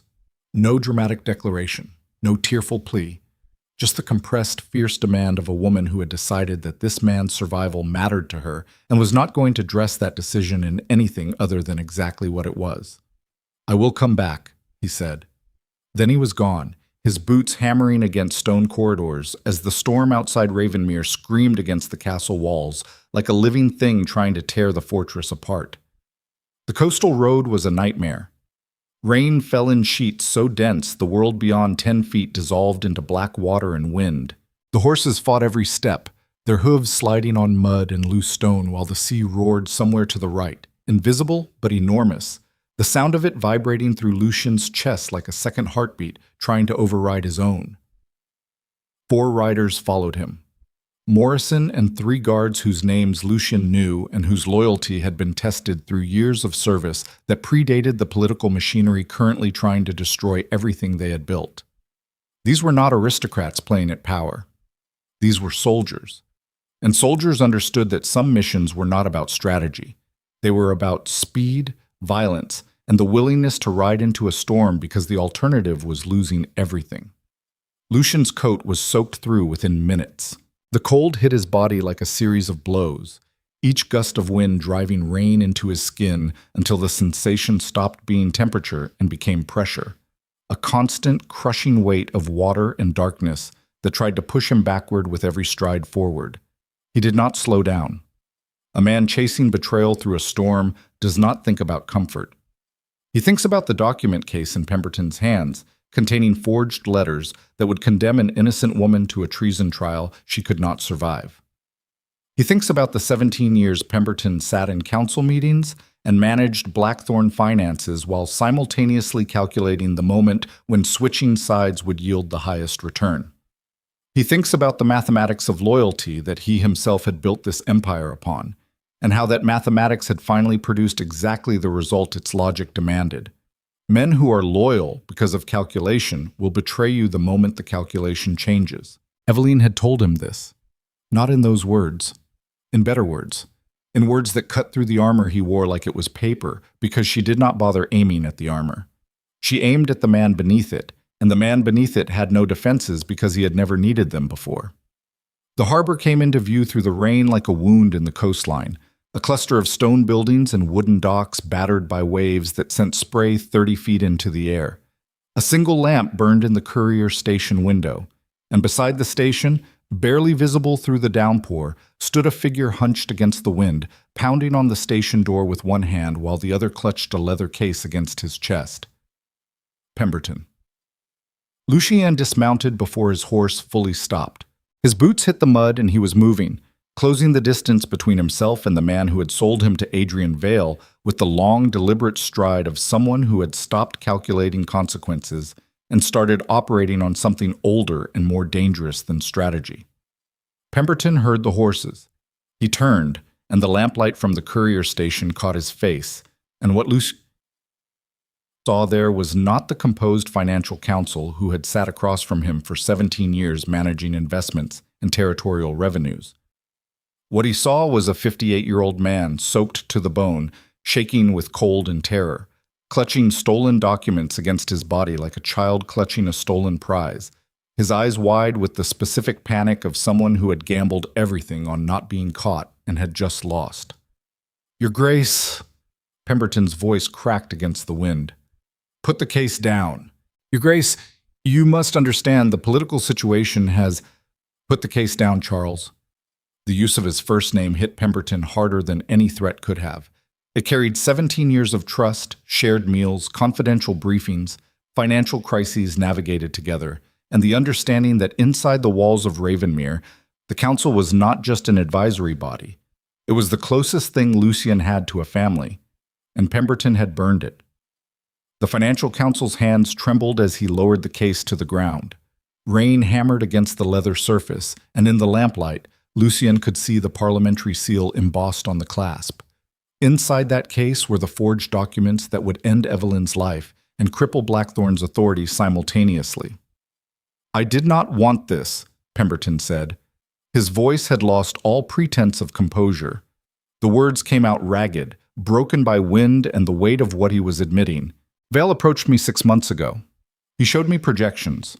The reform faction, the parliamentary realignment, the economic shifts that will make Northern Territorial Authority obsolete within 3 years. He did not threaten me, Lucien. He showed me the future, and the future does not include Blackthorne as it currently exists. So you sold me to buy yourself a seat in the new order.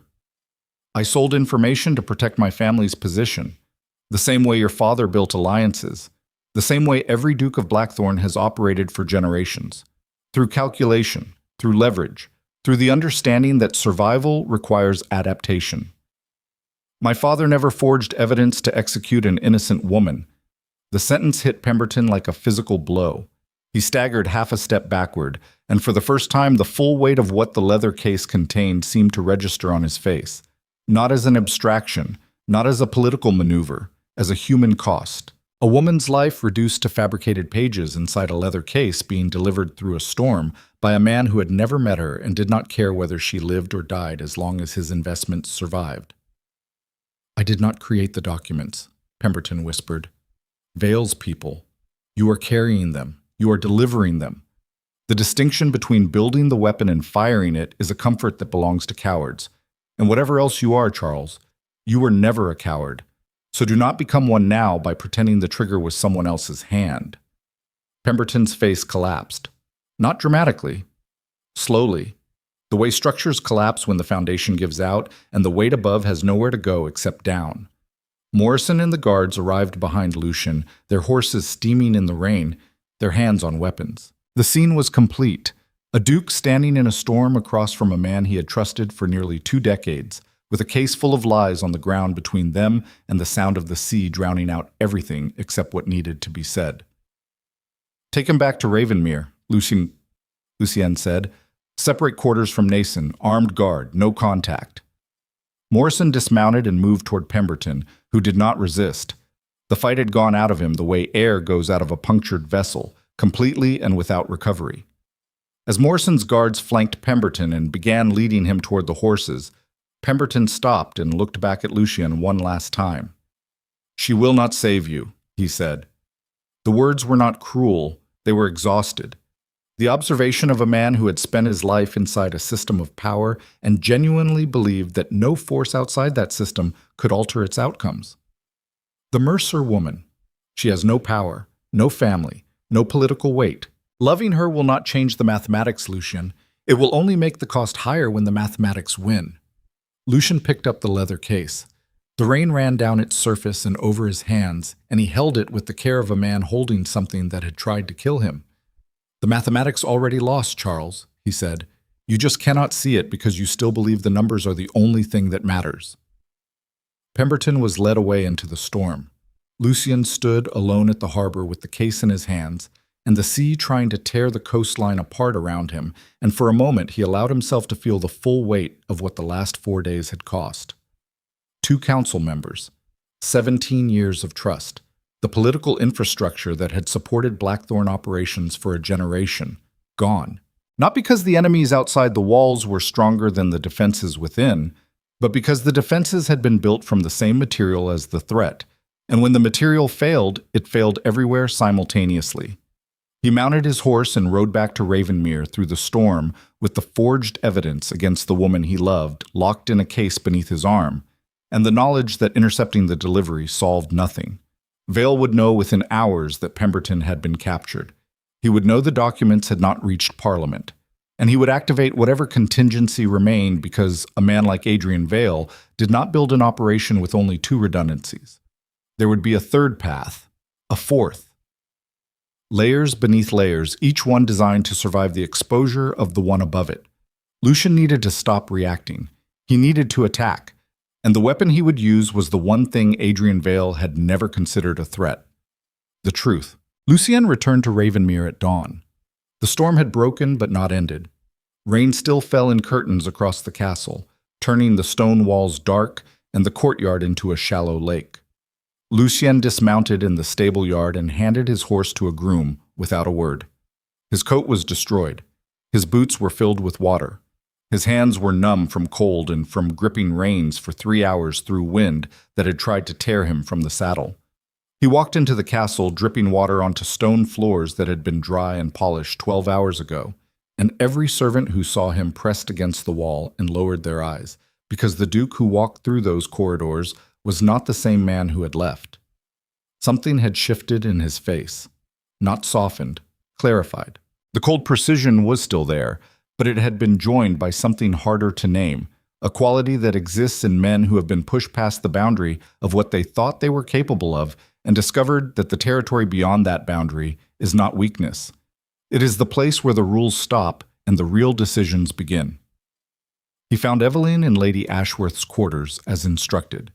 She was seated in a chair by the fireplace, fully dressed, Lady Ashworth asleep in the bed behind her. She had not slept. The evidence was in her face, in the shadows beneath her eyes, and the tension in her jaw, but the core of her composure held with the stubborn resilience of a structure that had been tested past its limits and refused to break. She stood when he entered. Her eyes went to the leather case in his hand, then to his face, and the relief that moved through her expression was so controlled, so fiercely compressed, that it looked almost like anger. Pemberton, she said. In custody, along with these. He set the case on the table. The forged evidence against you, intercepted before it reached the courier station. Eveline looked at the case. She did not touch it. The knowledge of what was inside, fabricated documents designed to end her life, sat between them with the weight of something that had very nearly succeeded. This is not over, she said. No, Vale will know by morning that the delivery failed. He will have contingencies. Then what is the plan? The plan changed 3 hours ago on a coastal road in a storm. I am no longer defending.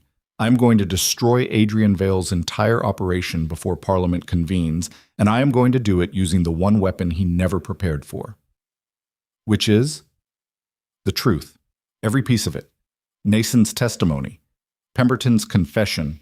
The intercepted communications. The forged evidence. The bribed witnesses.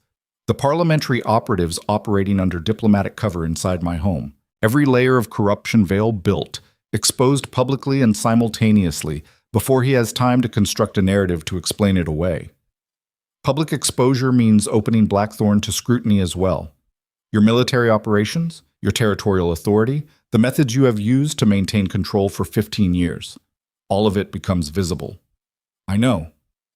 You will lose the ability to operate in shadow. The system you built depends on information control. If you expose Vale's corruption, you expose the architecture that allowed it to exist, and that architecture is yours. I know that too. Eveline studied him with the intensity of someone trying to determine whether the man in front of her had reached clarity or desperation, because from the outside the two looked identical. Why? She asked. Because the architecture is the problem. I built a system designed to survive through control, and that system produced the exact conditions that nearly destroyed everything inside it. Nason did not betray me because he was weak. He betrayed me because the system I built made betrayal the rational choice. Pemberton did the same. The mathematics I used to govern this house became the mathematics they used to leave it. He stepped closer. His clothes were still soaked. Rain still dripped from his hair onto the stone floor. He looked nothing like the immaculate, controlled Duke who had presided over dinner tables and political negotiations with the precision of a machine. He looked like a man who had ridden through a storm and come back carrying the wreckage of everything he used to believe. I cannot build the same thing again and expect different results, he said. If Blackthorne survives this, it survives as something new. And if it does not survive, then it was already dead and I was the last person to realize it. Lady Ashworth's voice came from the bed, sharp and clear and entirely awake. It took you 34 years to figure that out, Lucien.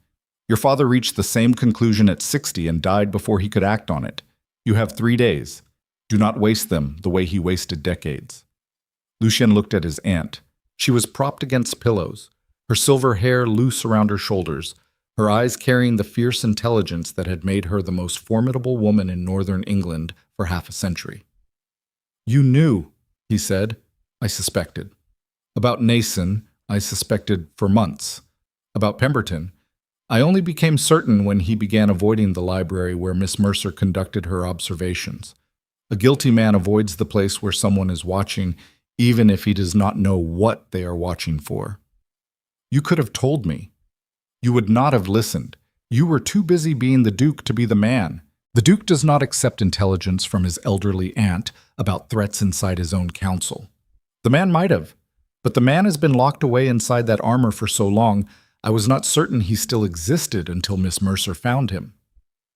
The silence that followed carried the weight of 3 generations of Blackthorne history, the choices made and the prices paid and the patterns repeated until someone finally broke the cycle, not because they wanted to, but because the cycle had broken them first. 3 days, Lucien said. I need the complete Blackthorne financial records. Every transaction, every alliance, every arrangement that could be weaponized against us if exposed. I'm going to Parliament with a full accounting, and I would rather control the disclosure than let Vale control it. That will destroy several profitable arrangements, Lady Ashworth said. Those arrangements are already destroyed. They simply have not been told yet. The next 72 hours transformed Ravenmere from a fortress under siege into an arsenal being loaded. Lucien worked without sleep. The decision to pursue full public exposure required assembling a body of evidence so comprehensive and so meticulously documented that no parliamentary faction could dismiss it as a political maneuver. He needed Nason's sworn testimony detailing Vale's recruitment of internal operatives. He needed Pemberton's confession documenting the financial channels Vale used to fund the operation. He needed the intercepted communications, the decoded messages, the forged documents with their fabricated evidence against Eveline, the identification of the parliamentary investigators operating under diplomatic cover. Every piece had to be verified, cross-referenced, and prepared for presentation in a format that would survive the aggressive legal scrutiny that Vale's allies would deploy the moment the evidence became public. Evelyn worked beside him, not as a companion, not as a subordinate, as a partner whose intelligence and observational precision had already proven more valuable than any council member's advice. She organized the intercepted communications chronologically, identified patterns in Vale's coded messages that connected specific dates to specific events within Ravenmere, and drafted the narrative framework that would present the evidence not as a defensive response to parliamentary warrants, but as an offensive exposure of corruption that threatened the integrity of the entire political system. Morrison handled security. The castle was locked down completely. No communications entered or left without review. The south wing, where the Vale entourage remained in increasingly nervous isolation, was sealed. And on the third morning, Lucian summoned Adrian Vale to the Great Hall. Vale arrived alone. His composure was intact, but the texture of it had changed. 3 days without communication from his operatives. 3 days of watching his carefully constructed timeline disintegrate. The silver-templed diplomat who had arrived at Ravenmere with the confidence of a man executing a masterpiece was gone. In his place stood something colder, something that had calculated the odds and realized they were shifting in directions he had not anticipated. Lucien. Vale's voice carried the measured calm of a man holding a weapon he was not yet sure still functioned. I confess your hospitality has taken an unusual turn. My staff has been confined. My communications restricted. If this is your answer to my proposal, I would prefer the simple courtesy of hearing it directly. Sit down, Adrian. Vale sat. Lucien remained standing. The differential in position was deliberate. Every negotiation Lucien had conducted in this room had been designed so that the person seated was the person being managed. Your operation inside Ravenmere is finished, Lucien said. Nason has provided a full confession. Pemberton was intercepted delivering your forged evidence to the coastal courier station 2 nights ago. The documents, including the fabricated espionage charges against Miss Mercer, are in my possession. Your parliamentary operatives have been identified and will be presented to the relevant authorities along with evidence that they entered Blackthorne under false diplomatic credentials. Vale's face did not change. That was the terrifying thing. A man receiving news that his entire operation had been dismantled should show something. Fear, anger, calculation. Vale showed nothing because men like Vale did not store their contingencies in their expressions. They stored them in the architecture of the operation itself. You have been thorough, Vale said. I have been betrayed by 2 of my closest advisors. Thoroughness was the minimum response. And what do you intend to do with this information, Lucien? Expose it? Present it to Parliament? You understand, of course, that any disclosure will invite scrutiny of Blackthorne operations as well. Your military deployments, your territorial enforcement methods, the financial arrangements that fund your northern authority. You will not survive that scrutiny intact. I am aware. Then you are choosing mutually assured destruction. How very dramatic. I am choosing truth, Adrian, something your operational framework did not account for, because truth is the one weapon that cannot be forged, bought, or neutralized through political leverage. Vale studied him. For the first time since arriving at Ravenmere, something genuine moved behind his eyes. Not fear, recognition. The cold, precise recognition of a strategist who had modeled every possible response from his opponent and was now facing one that existed outside the model entirely. You will lose power, Vale said. I will lose the kind of power that made men like you believe you could buy men like Nason and Pemberton inside my own house. That kind of power was always a liability disguised as strength. I simply did not see it until your operation demonstrated the flaw. And the marriage? There will be no marriage. Seraphine deserves better than being used as a mechanism of control by a father who views his own daughter as currency. Something flickered across Vale's face. The first crack. Thin as a hairline fracture in glass, but visible to a man who had spent his life reading the structural integrity of other men's composure. You are making a mistake, Vale said, and for the first time his voice carried an edge that was not performance. The old power structure is dying, Lucien. Territorial authority, military aristocracy, hereditary control, all of it is being swept away by forces that do not care about your family name or your castle walls. I offered you a bridge to the new order.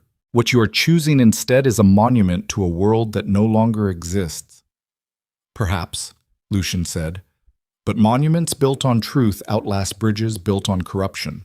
And when your bridge collapses, Adrian, which it will, because structures built from lies always collapse, the men who crossed it will fall with you. I would rather stand on solid ground alone than walk a bridge that was never designed to hold weight. Vale stood. The movement was controlled, but the control was costing him more than it had 3 days ago. The architecture of his composure was still standing, but the foundation had shifted, and both men could feel it. This is not over, Vale said. For you, it is. The evidence reaches Parliament before your warrants do. Every member of the Reform faction who collaborated with your operation will be named. Every financial channel will be documented. Every forgery will be displayed alongside the authentic documents they imitated. By the time you reach London, the narrative will already be written, and it will not be yours. Vale looked at him for a long moment. Then he turned and walked toward the door of the great hall. He stopped with his hand on the iron handle and spoke without turning around. She will be your destruction, Lucien, not because she is weak, because you are. You were the most dangerous man in England until you let a penniless woman with no name convince you that power was not enough. And now you are standing in a crumbling castle, choosing sentiment over survival. History does not remember the sentimental, Lucien. It remembers the strong. History remembers whoever is left standing, Lucien replied. And I have spent my entire life learning how to stand. Vale left the great hall. The door closed behind him with the finality of a chapter ending. But the story was not over, because 3 hours later, as Lucien's team was finalizing the evidence portfolio for parliamentary delivery, Morrison burst into the war room with a face the color of ash. Your Grace, Lady Seraphine Vale has requested an emergency audience. She is in the East Corridor. She is alone. And she is carrying documents she says will change everything. Lucien looked at Morrison. She is crying, Your Grace, Morrison added, and the detail landed with the particular weight of something that did not belong in the tactical framework of anything that had happened in the last 4 days. She asked me to tell you one thing. What? She said, my father has a third set of documents, ones that are real, and they are not about Miss Mercer, they are about the Duke himself. The war room went silent. Every man present stopped breathing at the same moment, because the implication detonated through the room like a charge placed at the foundation of everything Lucien had just built. Real documents, not forged, not fabricated, real evidence, about Lucien himself, the kind of evidence that truth could not counter, because truth was the weapon, and the weapon had just been turned around. Lucien's hands went still on the table. His heartbeat, which had maintained combat rhythm for 4 straight days, missed one beat. Just one. But in that single missed beat, the entire structure of his counterattack, the evidence portfolio, the public exposure strategy, the truth as an unassailable weapon, cracked along a fault line he had not known existed. Because a man who decides to fight with truth must first be certain that his own truth can survive the light. And Lucien Blackthorne, standing in the war room of his ancestors with the storm still hammering against the windows and the sea still roaring beneath the cliffs, was not certain at all. Lucien walked to the East Corridor alone. Morrison protested. Hargrove protested. Every operational instinct built across 15 years of political warfare protested. A woman carrying documents that could dismantle his counterattack, arriving alone, crying, requesting private audience in the middle of the most dangerous 72 hours in Blackthorne history, was a tactical scenario that demanded armed escort, witnesses, and the kind of controlled environment where information could be received without exposing the recipient to additional leverage. Lucy went alone, because the part of him that was still capable of recognizing another human being in pain understood that Seraphine Vale had not come as an operative. She had come as a woman standing at the edge of something she could not survive without help, and the version of Lucien Blackthorne who had existed 4 days ago would have brought guards. The version standing in this corridor now understood that some thresholds could only be crossed without armor. She was seated on a stone bench beneath a narrow window where gray morning light cut through the rain and landed on her face like a blade made of weather. Her golden hair was loose, unpinned, falling around her shoulders in a way that would have horrified the aristocratic circles where presentation was indistinguishable from identity. Her eyes were swollen. Her hands, folded in her lap, trembled around a leather folio that she held the way people hold things that have already burned them but cannot be set down. She looked up when he approached. The diplomatic composure, the calibrated warmth, the practiced elegance that had defined every interaction since her arrival was gone. What remained was a 23-year-old woman who had been used as currency by her father for her entire life and had finally reached the moment where the cost exceeded what she was willing to pay. "Your Grace." Her voice cracked on the second word. She did not try to repair it. Lucien sat on the bench across from her. The stone was cold through his trousers. The rain against the window filled the silence with the sound of something relentless and indifferent. "Tell me," he said. Seraphine opened the folio with hands that shook badly enough to make the pages rattle. Inside were 3 documents, not forged. Lucien could see that immediately. The paper was aged. The handwriting was familiar in a way that made his stomach drop before his conscious mind identified why. "These are from your father's personal archive," Seraphine said. "The old Duke. Your father, Lucien. My father has kept them for 11 years, waiting for the moment when they would have maximum impact." Lucien took the first document. He read it standing because sitting became impossible 2 sentences in. The letter was written in his father's hand, dated 11 years ago, 18 months before the old Duke's death, addressed to Adrian Vale. The content was a detailed proposal for a financial arrangement that would redirect Blackthorne military resources toward a private commercial venture operated jointly by the Blackthorne and Vale families. The venture involved using territorial naval authority to provide armed escort for commercial shipping routes in exchange for a percentage of cargo revenues, an arrangement that was technically legal under existing maritime law but ethically indefensible because it used public military assets for private profit.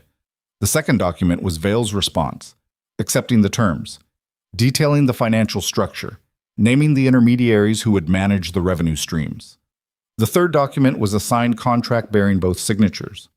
The old Duke of Blackthorne and Lord Adrian Vale, partners in an arrangement that predated every political conflict between their houses by more than a decade. Lucien read the contract twice.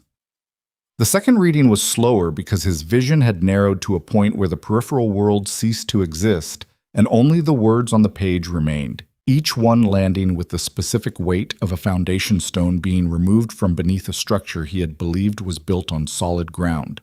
His father. The man whose authority he had inherited. The man whose methods he had studied, replicated, and refined into the operational framework that governed everything inside Ravenmere. The man whose portrait hung in the great hall with the stern, commanding expression of a leader who had built an empire through discipline and strategic brilliance. That man had been in business with Adrian Vale.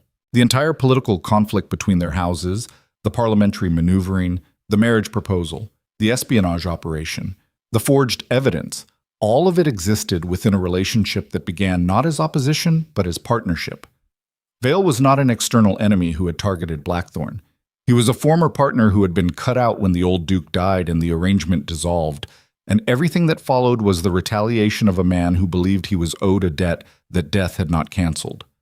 "My father kept those documents as insurance," Seraphine said. "He told me about them last year when he began planning this operation. He said if all else failed, if you refused the marriage and dismantled his intelligence network and prepared to expose him publicly, these documents would neutralize your counterattack completely. Because you cannot expose corruption in someone else's house while standing on a foundation that was built with the same corruption."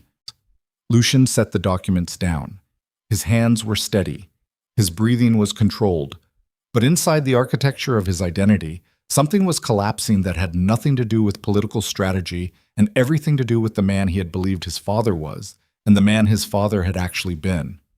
Every system Lucien had built, every method he had inherited, every justification he had constructed for ruling through control, surveillance, and the elimination of vulnerability, all of it descended from a man who had operated inside the same moral framework as Adrian Vale.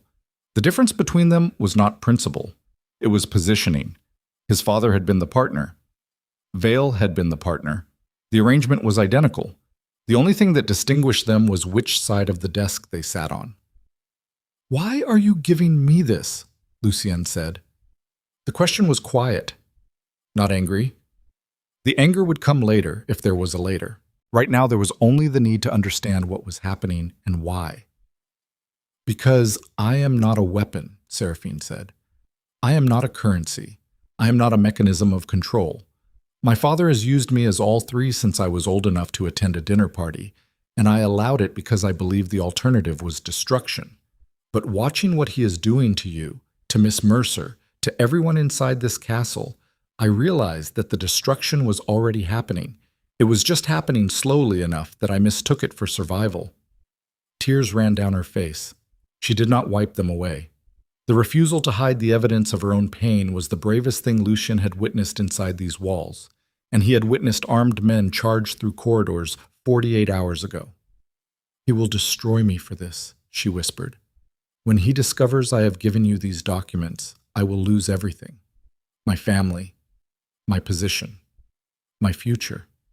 Everything that has defined my existence will be gone. And you chose that. I chose to stop being the instrument of someone else's cruelty, even if it costs me everything I have. Because everything I have was given to me by a man who uses people the way other men use furniture, as objects arranged for effect and discarded when the arrangement changes." Lucien looked at her, not as a political variable, not as a potential bride, as a human being who had just set herself on fire to light a path she would not be able to walk. "You will not be destroyed," he said. "Blackthorne will provide protection." "You cannot protect me and fight my father simultaneously. The resources—" "I am no longer counting resources, Lady Seraphine.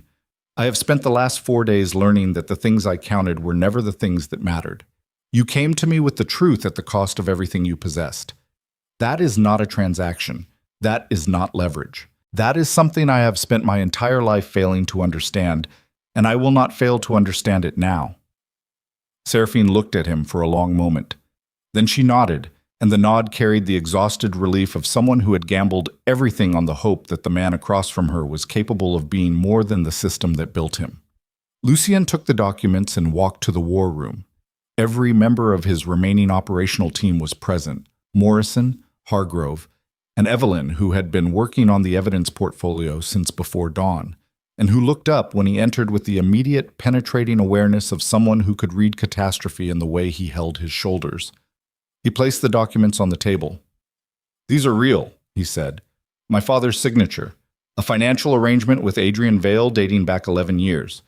Commercial exploitation of Blackthorne military resources for private profit. Signed, sealed, and damning." The silence that followed was not shock. It was the sound of a strategy being demolished in real time. Every person in the room understanding simultaneously that the weapon Lucien had chosen, truth, had just been turned against its wielder. Eveline read the documents. Her expression did not change as she absorbed the content, and the absence of change told Lucien everything about the discipline she brought to crisis. She was not performing calm. She was operating inside it, processing information at the speed that survival demanded. "This changes the exposure strategy," she said. "This destroys the exposure strategy. If I present evidence of Vale's corruption to Parliament, he presents these documents in response.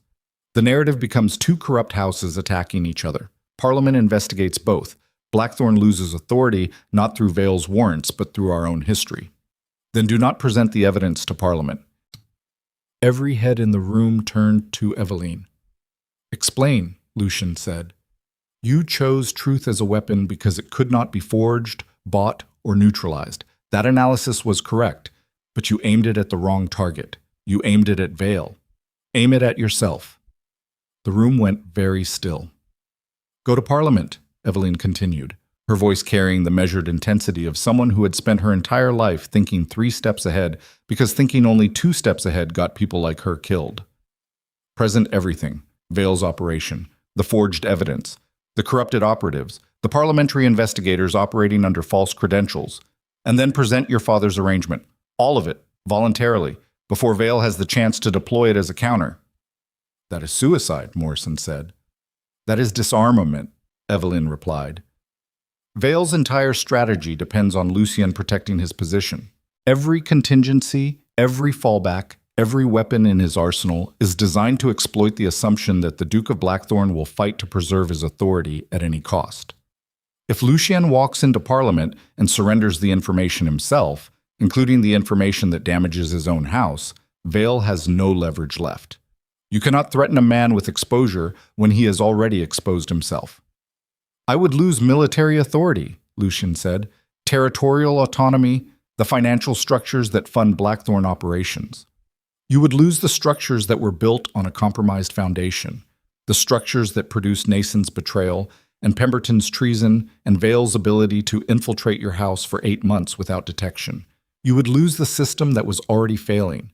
In exchange, you would gain something no amount of military authority can provide, which is legitimacy, real legitimacy, not the kind enforced through fear and surveillance, the kind that exists when people follow you because they choose to, not because the cost of defiance is catastrophic. You told me 3 days ago that you needed to become something Adrian Vale could not predict. This is it. Because a man who voluntarily surrenders power to preserve integrity is a man that no political operative in England has ever encountered, and they will have no framework for fighting him. The strategic logic was sound. Lucien recognized it immediately, the way a man trained in structural engineering recognizes a design that will bear weight even when every instinct says the beams are too thin. The logic worked because it operated on a plane that Vale's entire operational philosophy could not reach. Vale understood power as accumulation. Seize more, control more, leverage more. The concept of voluntarily releasing power to gain a different kind of strength was not a move Vale had modeled because it contradicted the fundamental axiom of every game he had ever played. It was, Lucien realized, the same thing Evelyn had been telling him since the night she stood in his corridor and told him that fear only keeps men silent. If I do this, he said, there is no guarantee that what remains is enough to protect Blackthorne, the territory, the people, the household. There is no guarantee of anything, Evelyn said. There never was. The guarantees you built your life on were always constructions. Leverage is not security. Control is not safety. The only guarantee that has ever existed is the one that comes from being the kind of man that other people choose to stand beside. And that is not something you can build from surveillance and calculation. It is something you earn by being worth standing beside. Lucien looked around the war room. Morrison, whose loyalty was military and personal and had never wavered. Hargrove, whose service had survived 3 decades because it was built on something deeper than compensation. Lady Ashworth, who had challenged him at every turn because she loved the man inside the armor, even when the armor made him impossible to reach. Seraphine, who had destroyed her own future to hand him the truth. And Evelyn, who had arrived at Ravenmere with nothing and had given him the one thing that all his power and wealth and authority had never been able to produce, the ability to see himself clearly. Prepare the full disclosure, Lucien said. Everything. Vale's operation, my father's arrangement, the complete financial history of Blackthorne territorial authority. Every arrangement that would not survive public scrutiny. All of it. Morrison straightened. Your Grace, once this reaches Parliament, the consequences will be mine. And for the first time in 15 years, they will be consequences I chose rather than consequences I inherited. The presentation to Parliament occurred 4 days later. Lucien rode to London with Morrison, Hargrove, and Evelyn. He carried documents that would have filled a small library, organized with the meticulous precision that Evelyn had applied to every aspect of the operation. The evidence was presented not as an attack on Adrian Vale, though the destruction it delivered to Vale's reputation was comprehensive and permanent. It was presented as a full accounting. A duke opening the books of his own house and letting the light reach every corner, including the corners that contained things he wished did not exist. The parliamentary session lasted 6 hours. Lucien spoke for 90 minutes without notes. He detailed Vale's infiltration of Ravenmere, the corrupted council members, the forged evidence against Eveline, and the parliamentary operatives operating under false credentials. Then he opened his father's ledgers and presented the commercial arrangement that had preceded the entire conflict. He named every transaction, every intermediary, every revenue stream that had flowed through Blackthorne military infrastructure for private profit. He spared nothing. The chamber fell silent in a way that seasoned parliamentarians later described as unprecedented. Not because the corruption was surprising.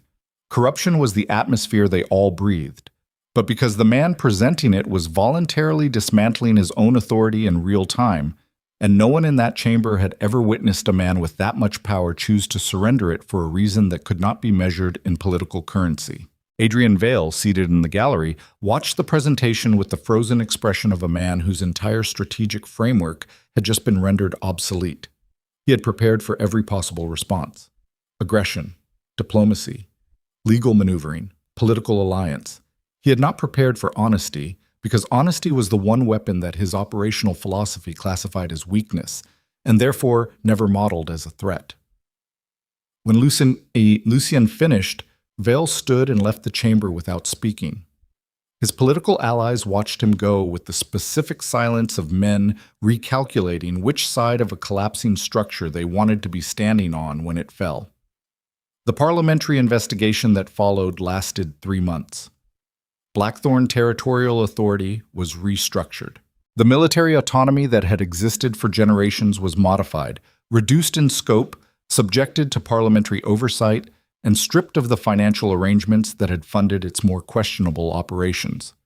Lucien retained the dukedom and the estate, but the unchecked power that had defined Blackthorne for generations was gone.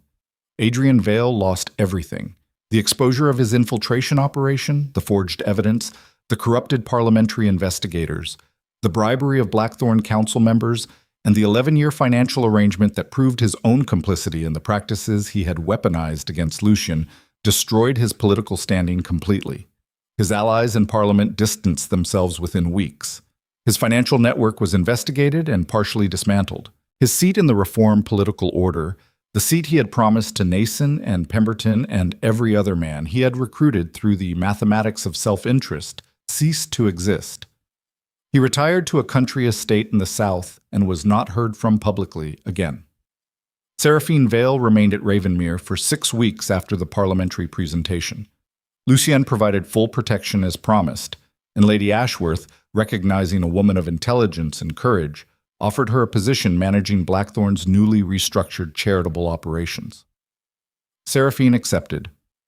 The woman who had been raised as political currency discovered, in the aftermath of her father's destruction, that she possessed capabilities that had nothing to do with performance and everything to do with the genuine compassion that had survived 23 years of being treated as an instrument. Nason was exiled as Lucien had promised. His family's finances were preserved. The terms were honored because Lucien had given his word, and the version of Lucien Blackthorne that emerged from the crisis was a man for whom a given word carried more weight than any contract or leverage or threat. Pemberton was exiled under harsher terms. His family retained enough to survive, but not enough to rebuild political influence. The distinction between his treatment and Nason's was precise. Nason had confessed when confronted. Pemberton had been caught running through a storm with documents designed to execute an innocent woman. The mathematics of mercy had limits, and Lucien drew them clearly. Spring came to the northern cliffs the way it always came, slowly, reluctantly, as though the landscape needed convincing that warmth was something it could afford to accept. The fog retreated. The sea calmed. The jagged coastline below Ravenmere emerged from months of gray obscurity and revealed itself in sharp relief, dramatic and scarred, and undeniably beautiful in the way that things are beautiful when they have survived enough to earn the right. Lucien stood on the eastern balcony where this had all begun, watching the morning light transform the cliffs from gray to gold with the patience of something that had been doing this for millennia and would continue long after every duke and every castle and every political empire had been reduced to footnotes. He was 34 years old, and he was not the same man who had stood on this balcony 4 months ago watching fog consume his territory with the detached authority of someone who believed control was the only currency that mattered. He was less powerful, measurably, demonstrably less powerful. The territorial authority was reduced, the military autonomy was curtailed, the financial structures that had funded unchecked Blackthorne influence for generations had been restructured under parliamentary oversight. By every metric that the old Lucian would have used to evaluate his position, he had lost. But the corridors of Ravenmere felt different now. The servants moved through them without the compressed, frightened efficiency that had characterized their movements for as long as anyone could remember. The guards at the doors stood with the posture of men who served by choice rather than compulsion. The castle itself, ancient and scarred and built to withstand everything the northern coast could throw against it, seemed to breathe differently, as though a weight had been removed from its foundations that had been pressing down so long no one remembered what the structure felt like without it. Footsteps on the stone behind him. He did not turn, but the tension that would have accompanied those footsteps 4 months ago, the automatic assessment of threat level, the positioning of himself relative to exits and weapons was absent. In its place was recognition. The specific physical awareness of a presence he had spent months trying not to need and had finally stopped fighting. Evelyn stood beside him at the railing. She did not touch him. She did not need to. The proximity itself carried enough weight to reshape the air between them into something that functioned as connection without requiring performance. Hargrove has submitted the quarterly report, she said. Revenue from the restructured shipping operations is down 14%. Morrison says the reduced garrison is adjusting, but morale is uneven.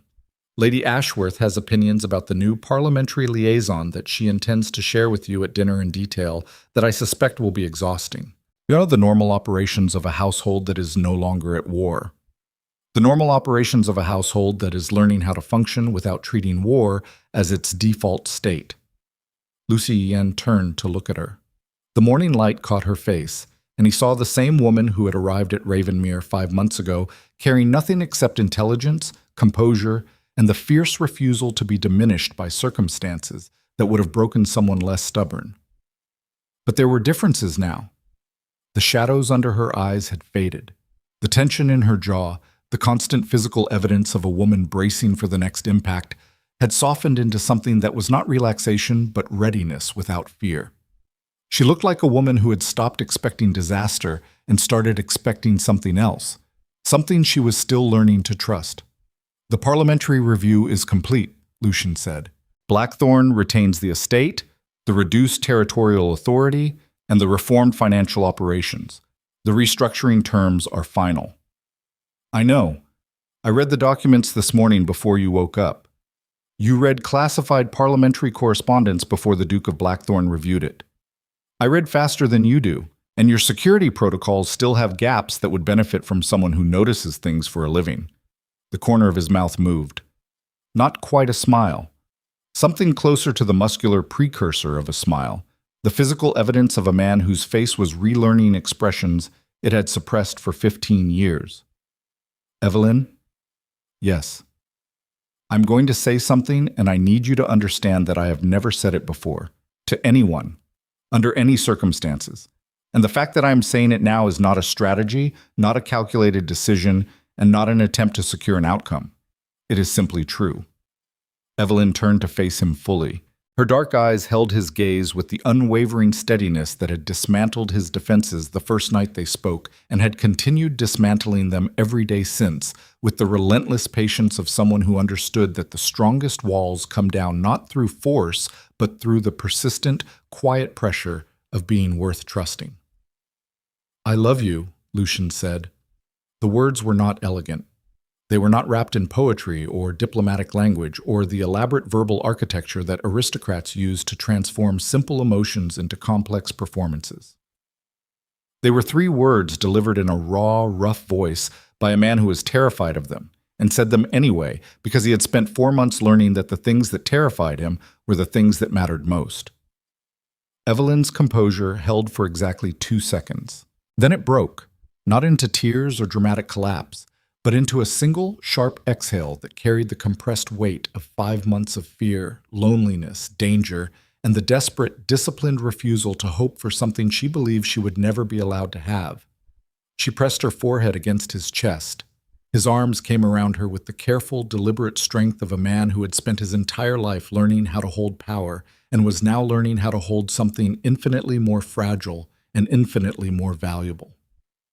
They stood on the balcony in the spring light with the sea crashing below them and the castle standing around them and the entire restructured, reduced, reformed territory of Blackthorne stretching north toward a future that was uncertain and ungoverned and completely, terrifyingly alive. "I do not know how to do this," Lucien said into her hair. "I know," she said against his chest. "Neither do I. I will make mistakes." "You will make catastrophic mistakes. You will revert to control when you are frightened. You will try to manage what you should simply experience. You will treat vulnerability like a tactical problem to be solved rather than a human condition to be lived. And I will tell you every time you do it, because I did not survive everything I survived to stand beside a man who is only brave on battlefields." That sounds exhausting. It will be exhausting. It will also be worth it. He pulled back enough to look at her face. The tears she had not wiped away caught the morning light and turned it into something that physics could explain, but language could not. "Marry me," he said. "No." The word landed like a thunderclap. Lucien stared at her. "Not yet," Evelyn clarified, and the faintest trace of the smile he had seen once before, the one that lasted less than a second and reached her eyes and caused damage to his structural integrity that would never fully repair, appeared at the corner of her mouth. "You just learned how to be honest 4 days ago. You have been in love for approximately 90 seconds. I'm not marrying a man who has not yet demonstrated that he can sustain the transformation he just began. Ask me again in 6 months. If you are still the man standing on this balcony, instead of the man who stood here 4 months ago, my answer will be different. 6 months. 6 months. You are placing conditions on a proposal from the Duke of Blackthorne. I am placing conditions on a proposal from Lucien. The Duke can manage his territory. Lucien needs to prove he can manage himself." He looked at her for a long moment. Then the thing that had been building behind the almost smile broke through, and for the first time in longer than anyone at Ravenmere could remember, the Duke of Blackthorne laughed. It was not a large laugh. It was not the performative amusement of a man managing social dynamics. It was a real, uncontrolled, completely undignified sound that came from somewhere deep in his chest and moved through his body like the first thaw after a winter that had lasted 15 years. Evelyn watched him laugh with an expression that combined fierce affection with the practical assessment of a woman who had just won a negotiation against the most formidable strategist in England, using nothing but honesty and the willingness to wait. He asked her again in 6 months. She said yes. The wedding was held in the great hall of Ravenmere on an autumn morning when the northern light came through the windows at an angle that turned the ancient stone walls the color of warm amber. It was small. Lady Ashworth, Morrison, Hargrove, Seraphine, the household staff who had served Ravenmere through the worst crisis in its history and chosen to remain because the house they returned to after the storm was a house worth serving. No political delegations, no aristocratic spectacle, no performance designed to project power or secure alliances. Only 2 people who had survived enough to know what they were promising and honest enough not to pretend the promise would be easy. Lucien wore black. Evelyn wore a dress the color of deep winter blue that Lady Ashworth had commissioned from London and presented to her with the terse observation that a duchess should own at least one thing that was not purchased second-hand. They spoke their vows standing face to face, and the words they used were not the ornamental declarations that aristocratic weddings traditionally required. They were specific, practical, built from the vocabulary of 2 people who understood that love was not a feeling to be celebrated but a discipline to be practiced, daily, imperfectly, with the sustained effort of building something that was designed to last rather than designed to impress. Years later, the kingdom spoke of Lucien Blackthorne differently. Not with the hushed fear that had defined his reputation for a generation, not with the grudging respect reserved for men whose power was too dangerous to challenge. but with the particular kind of recognition that belongs to men who did something that no one expected and sustained it long enough for the world to accept that the change was real. Parliament would reference the Blackthorne disclosure as a precedent for decades. The model of voluntary transparency that Lucian had pioneered, opening his house to scrutiny rather than fortifying it against investigation, became a framework that other territorial leaders adopted when the pressure of reform reached their own walls. Not all of them adopted it willingly. Most adopted it because they recognized that the alternative, the Adrian Vale alternative of manipulation, leverage, and the weaponization of secrets, produced destruction that consumed the wielder along with the target. Ravenmere itself changed.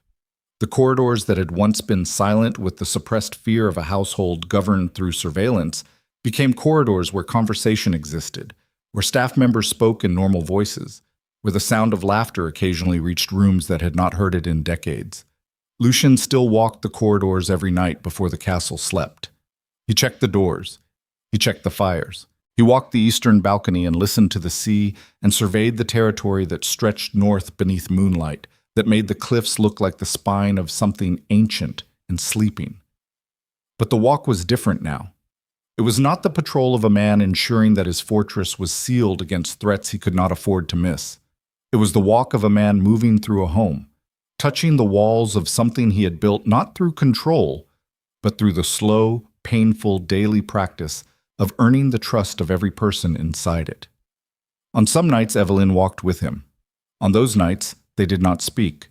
The silence between them was not the silence of two people with nothing to say. It was the silence of two people who had said everything that needed saying and were now simply present with each other in the dark, breathing the same cold northern air, listening to the same relentless sea, alive in the same moment inside a castle that had survived everything the world could throw against it, because the man who led it had finally learned that the strongest structures are not the ones built to keep everything out. They are the ones built to let the right things in. The last light in Ravenmere went dark at midnight. The sea continued its ancient, indifferent work against the cliffs below, and in the silence that followed, the castle stood.